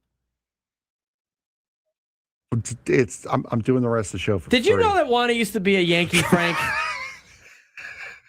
Did you steal that photo? I thought you did that yourself. Did you know Wandy Peralta used to be a Yankee? That one I did know. That one I did know. I thought you were just super good at Photoshop. No. Oh, man. No. The Yankees are so bad, there's a pigeon playing shortstop for them now. I'm going to do something I've never thought I'd do. I'd apologize to ESPN. Do we think Jazz Chisholm mistake. Jr. is going to get out of this thing? But who, by the way, is 4 for 17 on ABS challenges this year? Forget about that. He's 0 for 4 in the game. That's even worse. I thought you meant ABS challenges, and I was like, excuse me. Well, Jazz isn't very good at it, so he gets 2 extra himself because the umpires need to laugh at some of the challenges that he tries to challenge. Right. That's a foul. He draws the foul. Rod must be watching on delay. Did you know Adam Klug had an afro? Yes, we did. Thank you to the morning show for bringing that up. Was it extra sweet because it happened against the Dodgers? Oh, was it extra sweet? At this point, you might as well play the Scraby one. I think Rod's about to get ejected. It's really raining really hard outside. All right, I'm done with this. When we come back, San Diego FC is coming back. San Diego FC is back tonight. We'll talk about it when we come back.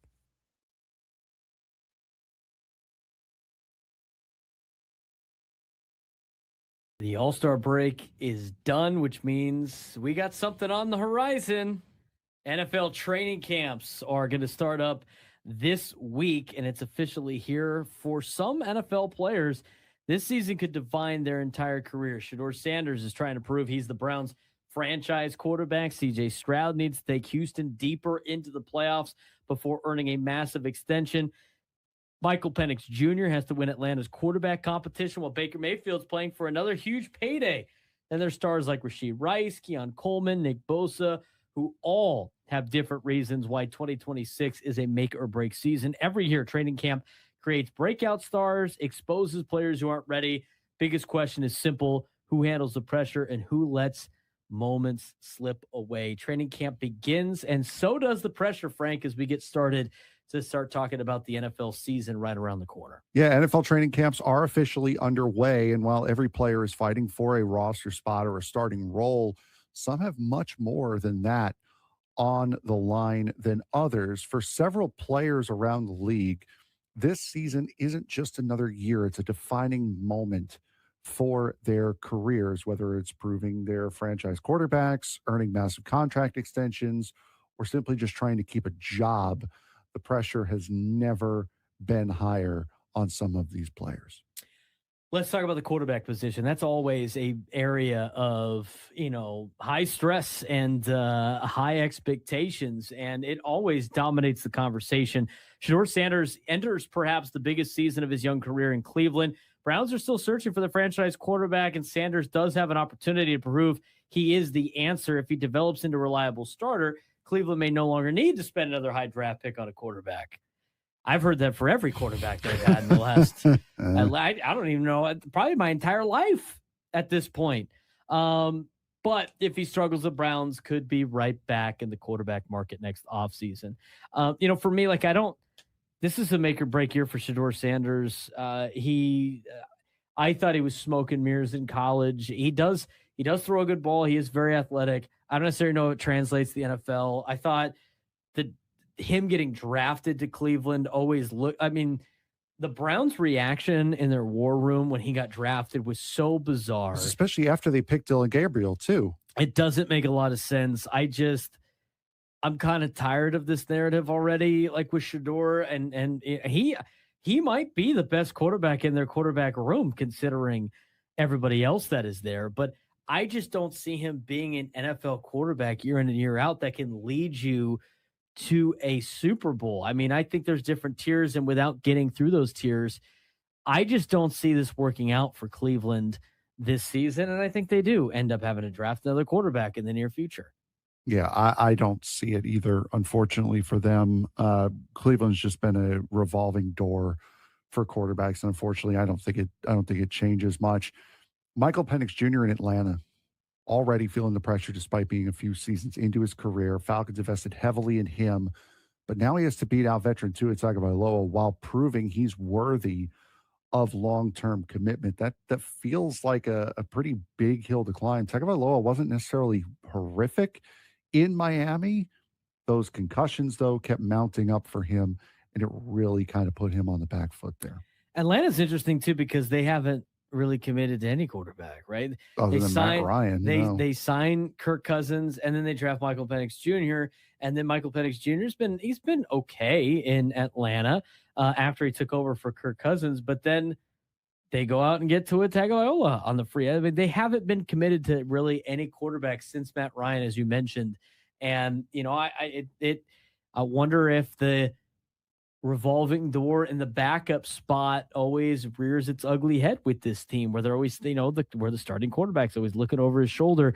You want to be able to get competition and create competition and have guys be at their best, but you also don't want to have the starting quarterback worrying about what's behind him more than just focusing on himself in the future. So I don't necessarily know Atlanta's approach to the quarterback position has been good or ideal, but it's going to be interesting to see who wins that quarterback battle, because as you mentioned, Tua wasn't bad. I mean, he's shown a lot of good signs in Miami. I think the biggest problem was he didn't have that great of an offensive line. The defense in Miami hadn't been very good. Yes, he was the benefit of a lot of weapons, but I think he's got potential to be pretty decent in Atlanta if he is protected. I think it's going to be an interesting quarterback battle there. But then there's CJ Stroud in Houston. Now he's getting close to a contract, right? I mean, he's getting close to being off of his rookie deal. His first year, I thought when he got drafted, I thought he was the best going into the draft. I thought he was the best option in the NFL draft that year. He proved me right in the first year, but since then he's been very mediocre for Houston. I think Houston's defense has been able to carry them to playoff aspirations. We have Padres baseball tonight. We also have San Diego FC game tonight. Silly downside about them taking a little bit of a hiatus with the World Cup. Yes. Got to forget that they were San Diego FC. We kind of need, if you could send us a sounder for that, we can really hype it up. Yeah. Oh, the lineup sounder. You need a San Diego FC sounder? Yeah, if we can get a Don't they make a noise or something like that at the thing? Don't they hit some button and something goes off? Yeah, those are called rockets. I can't. Something tells me pyro would be highly frowned upon. Isn't there something they do before the game starts that they have celebrities Yeah, they have the giant. Yeah, they have the giant ball. They shoot off fireworks. That's what that does. Yeah, it doesn't make a noise. It's not a siren or something. No, it shoots off pyro. Oh, they put the ball on the pedestal, and then pyro goes off. How many times we got to watch this Mets Brewers situation? Too many times. Okay. San Diego FC midseason reality check. They're back. It's good to have them back. But the honeymoon is kind of over. After one of the greatest expansion seasons in MLS history last year, reaching the Western Conference Final, earning the number 1 seed. San Diego FC has now crashed back down to reality as we kind of recap what happened in the first half of this season. They're 4-6-5. They're 12th in a 15-team Western Conference. They're outside the playoff picture today, getting ready for a game tonight, although MLS allows 9 teams into the postseason. Despite the disappointing first half, the organization, though, isn't panicking. Head coach Mikey Varas and sporting director Tyler Heaps openly admitted the club has underperformed instead of hiding behind excuses. And that level of accountability, obviously, is a big positive going into the second half of the season. Tyler Heaps said it a couple of weeks ago when, they're starting to gear back up for the second half of the season, and it wasn't an excuse. He was just saying factually, and they have to be better in the final 10 minutes, but they've played really good soccer for 80 minutes of games. The problem is you have to play a good 90 minutes, and that is where they have run into a lot of their issues, but it's not because they don't have the talent. It's not because they're a bad team per se. They need to learn how to finish. They had a lot of youth in the defense, a lot of red cards early in the season, and they've blown a lot of games late. Do you think this time off is something where they can, and I don't know, a lot of them are playing internationally as part of the World Cup, but this seems like the break was a great reset for these guys to get back in action and gear back up for the second half. And in the second half, that they're going to have to jump out to a good lead. Yeah, there weren't too many that went to the World Cup, and CJ Dos Santos, I don't think, played at all in Cape Verde's run. So it'll be interesting to see for sure. So they got a month of rest. It's a good time that they could have used to just reset and try to recalibrate and work on what needed to be worked on.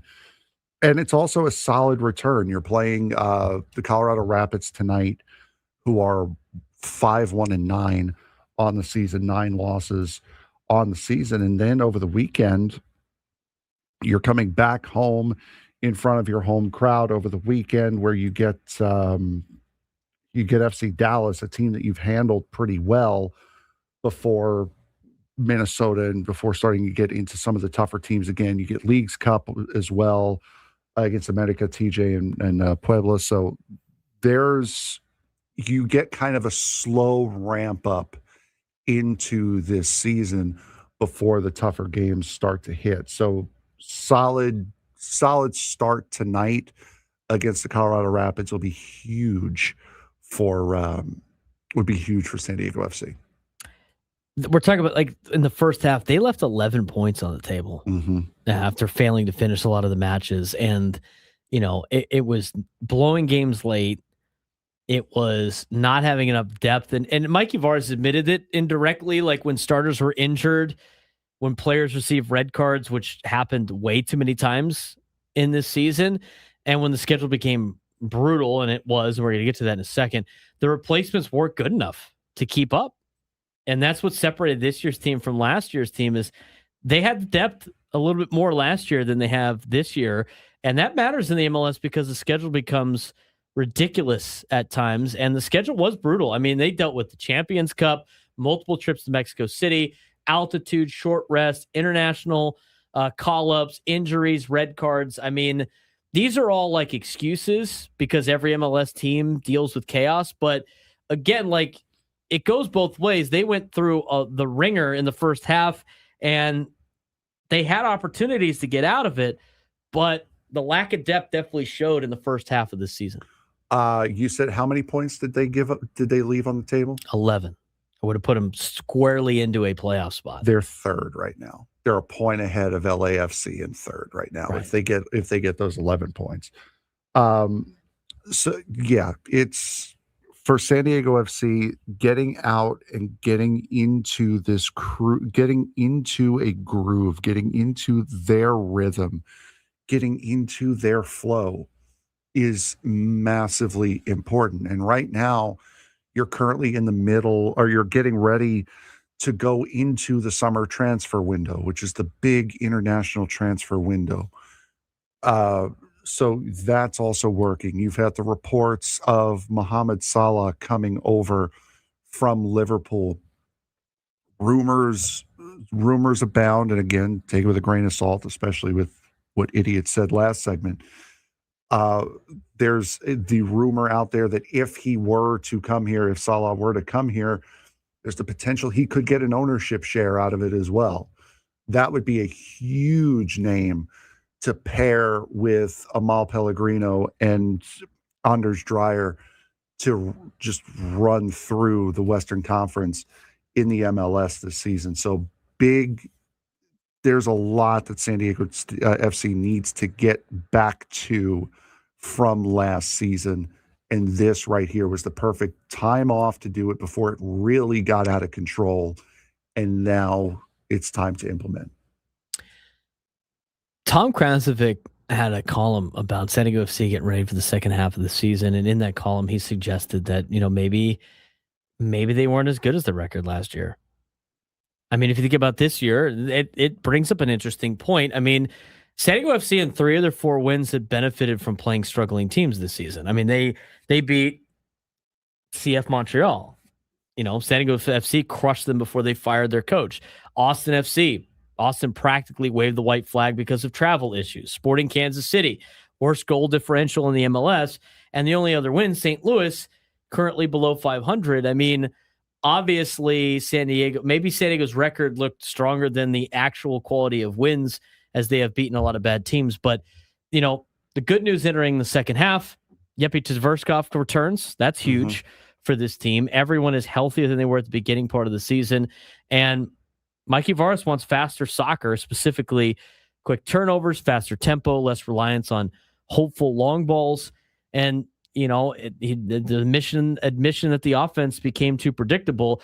I think you could trust in a guy like Mikey Varas. I think you are not going to see this team struggle for very long. And hopefully that starts today with them kind of tweaking some things after a very important first year of their tenure. And a lot of that comes because of the internal accountability that they have. You're hearing a lot of Mikey Varas saying there's a lot of things that I have done wrong, that we have as a game plan. Granted, you're not going to throw every single player under the bus every time they make a mistake, but still, to get the level of accountability that you're getting, not just from the players, but also from the coaching staff and management with San Diego FC, that is a major reason why you can and should believe that they will get this turned around. And it starts tonight against Colorado, who is just behind them in the standings. Unfortunately, though, Colorado actually, they've lost 3 games at home. They have not drawn a game at home yet. They've been a lot worse on the road than they have been at home. But the Rapids, not a good team. Next up, they've got FC Dallas, who is a good team, but they've handled FC Dallas very well in their short history.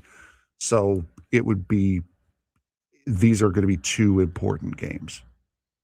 The Chucky Lozano situation is still unresolved, which I don't know how much of a distraction it really is for these players. Maybe it is because he's around he's there all the time, but he's one of your designated players.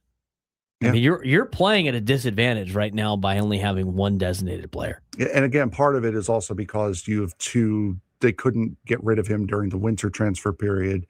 Now, instead of 1 month in January, you have 2 months here to try to work a move.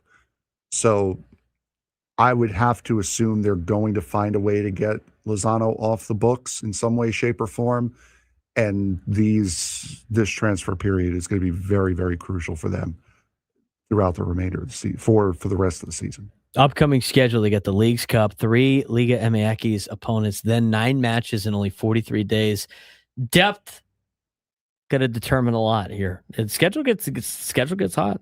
The schedule gets harder. It's not going to get any easier than it already was. And the schedule is going to be even harder now this year because of the crunch of the World Cup. You won't have to worry about this next time the World Cup comes around because they will have switched over to the winter, the European schedule. Well, it gets going to get crunched, and then they're doing the flip next year. Yeah, right? Then they're doing an abbreviated season before a long layover. And then they're in the winter season, where instead of talking about San Diego FC in the middle of their season now, we're doing season previews as they get set to kick off in a couple of weeks. 6:40 tonight at Dick's Sporting Goods Park, Commerce City, Colorado. San Diego FC, Colorado Rapids on Apple TV tonight. When we come back, we'll put the preview of the Padres and Braves, go through the lineup again, give you our bold predictions. Can the Padres take a 2-1 series lead? We'll talk about it next.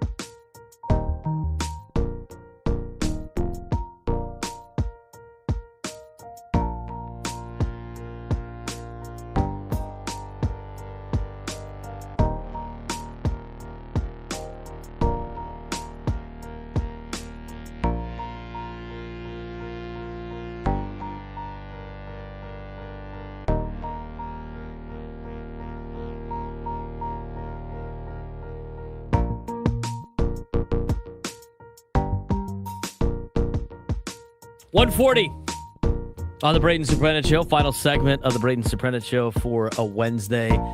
May or may not be on tomorrow, depending on how the Padre game goes. So I will be ready to go. I'm on call, as they say. Like a doctor. Haha. All right, let me ask you this question. Have you ever seen the movie Days of Thunder? Of course. Of course. Did you know that? I think this is accurate. I got to make sure I'm not movie Central instead of movie Central. No, as far as I know, there is a Days of Thunder 2 that's in production. Yes, Days of Thunder 2 is moving forward with Tom Cruise returning to star in the movie. Yes. Filming is eyeing to begin in early 2027. I'm in on that. That's from the Hollywood Reporter. Yeah, I'm in on that. I haven't seen Days of Thunder in a long time. It's a good movie. There's a mistake that they left in there. Oh, I heard about that. What happened again? Remember the scene when Cole and Rowdy are walking by the lake? Yeah. And the girlfriends are there with them? Mm-hmm. And Rowdy introduces his girlfriend to Cole. She doesn't say, hello, Cole. She says, hello, Tom. And they left it in. They left it in the movie. Mm-hmm. Nobody ever notices it because everybody knows that Tom Cruise is Tom Cruise. I just saw that post, by the way, that you talked about earlier with Framber Valdez getting walking off in the bottom of the first inning as he had given up 5 earned runs and had the bases loaded with 2 outs. And the quote was, Framber Valdez with a yes hitter. Mm-hmm. You get a hit. You get a hit. Everybody gets a hit. All right, let's talk about the Padres game tonight. It is Michael King and it is Martin Perez. They did not face off against each other here in San Diego, but they have both faced each other's teams this year, in which the Padres have seen Martin Perez this year once, and the Braves have seen Michael King. Let's talk about Martin Perez first, since he will be the first pitcher out there today in the game. In the 5-2 victory for the Padres on June 24th against Martin Perez, he went 4 innings, allowing 3 earned runs on 4 hits, gave up a home run to Ty France, walked 4 batters, which is a season high for this year, tied for a season high. We had walked 4 Detroit Tigers on April 28th and had 4 strikeouts against the Padres. So Padres obviously got to him pretty early.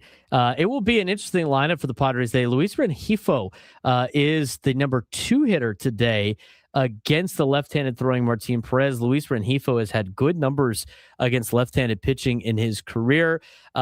He bats second. Fernando will lead things off tonight. Manny Machado bats third. Ty France, who hit a home run against Martin Perez last time out, is batting cleanup. Ty France at 282 with an 890 OPS. He has been such a huge contributor to this team this year. Definitely going to be interesting to see what they do at the trade deadline with Ty France potentially, as he is a bat that probably a lot of teams would want.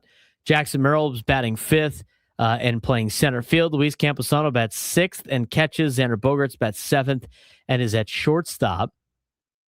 Jay Cronenworth bats 8th and is the second baseman, and Jace Bowen will bat 9th and play left field for the Padres against Martin Perez. In terms of Michael King, this was one of his better starts of the year when he went against the Atlanta Braves. This is tied for the longest outing he had this season. He went 7 innings against Atlanta here at Petco Park. He had gave up 6 hits, no earned runs, no runs at all, no home runs, no walks, 5 strikeouts. Michael King, very efficient against this Atlanta Braves team, so hopefully he can keep that going tonight against Atlanta. They're going to have Baldwin, Albies, Olsen, Harris, Riley, Yastrzemski, Dubon, Jarvis, the Claremont Chieftain, and Hicklin is the starting 9 for the Atlanta Braves tonight in the matchup. I talked a lot about the situation the Padres are in right now. I mean, just because they win doesn't mean it's time to buy, and just because they they lose, it means it's time to sell. I had the Padres before this road trip started. Talked about it on the roundtable. I thought they would take 2 out of 3 from Kansas City. I thought they'd split with Atlanta. I thought they'd lose 2 out of 3 to Miami. That might be flipped right now. if the Padres can win today and set up for a chance to split in tomorrow's game. I don't have a lot of confidence in tomorrow's game just based on the pitching matchup alone. I know the pitching matchups are important. They're not that important, but when you have Chris Sale going against Griffin Canning, I find it hard to really think, where the Padres are at right now, that they're going to be exceptionally good with Griffin Canning on the mound. And we talked about it earlier on the show today. And if you missed it, go back and watch or go on Fangraphs and just see what this offense has done for the Padres in the last month. I mean, we talked about what the Padres offense has been since May 30th when Fernando hit his first home run. But if you go back to June 22nd, just like the last 25 games for the Padres, they're a top 5 offense in baseball right now. I mean, they are hitting the ball way better than they were before. This is not like a week. This is not 2 weeks. This is not, one homestand, one road trip. This is about a month's worth of games that the Padres have played, in which they have a top 5 offense in almost every statistical category across the board. It's top 10 for probably the other spots. They don't have too many stats in which they're not top 10 in right now with the offense, which is great because you're starting to see this offense turn into what they were expecting to turn into. The biggest problem, of course, is it too little too late? So for the narrative of what they are in the season, obviously it's going to look like they don't have that great of an offense, but I care more about what they've been playing like lately than what they played like in April.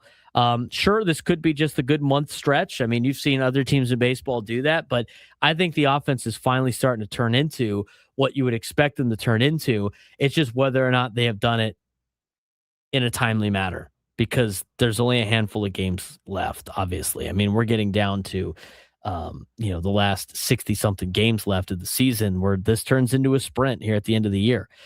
But on the contrary to that, with the offense now being a top 5 offense in Major League Baseball over the last month, the pitching staff has been a bottom 5 pitching staff in Major League Baseball in the same amount of time. It's been a complete role reversal for this team, offense and pitching. At the first couple of months, this pitching staff was carrying this team, and the offense was the worst in Major League Baseball. And now it's completely flipped, where the offense is the only thing keeping this team alive, and the pitching staff has failed to do their job. Now, there are injuries involved, and the Padres kind of wasted, I think, a lot of the saving that the pitching staff had done. But based on all of that, you can understand why this team is around 500. Mike Gosling said it on our show yesterday, and I agree. They got to get to 500 before you start thinking about the playoffs. But it's the fact that they're 2.5 games out. They're right there. And they're 2.5 games out because the Pirates won the first game of a doubleheader today. And hopefully the Yankees can win game 2. We got other results out there that are worth paying attention to, obviously, as we're starting getting into that point. Cardinals trying to avoid getting swept by the Angels today. Angels got a couple of guys on with one out in the bottom of the third of a scoreless game. Nationals and Rockies are in action today in Colorado.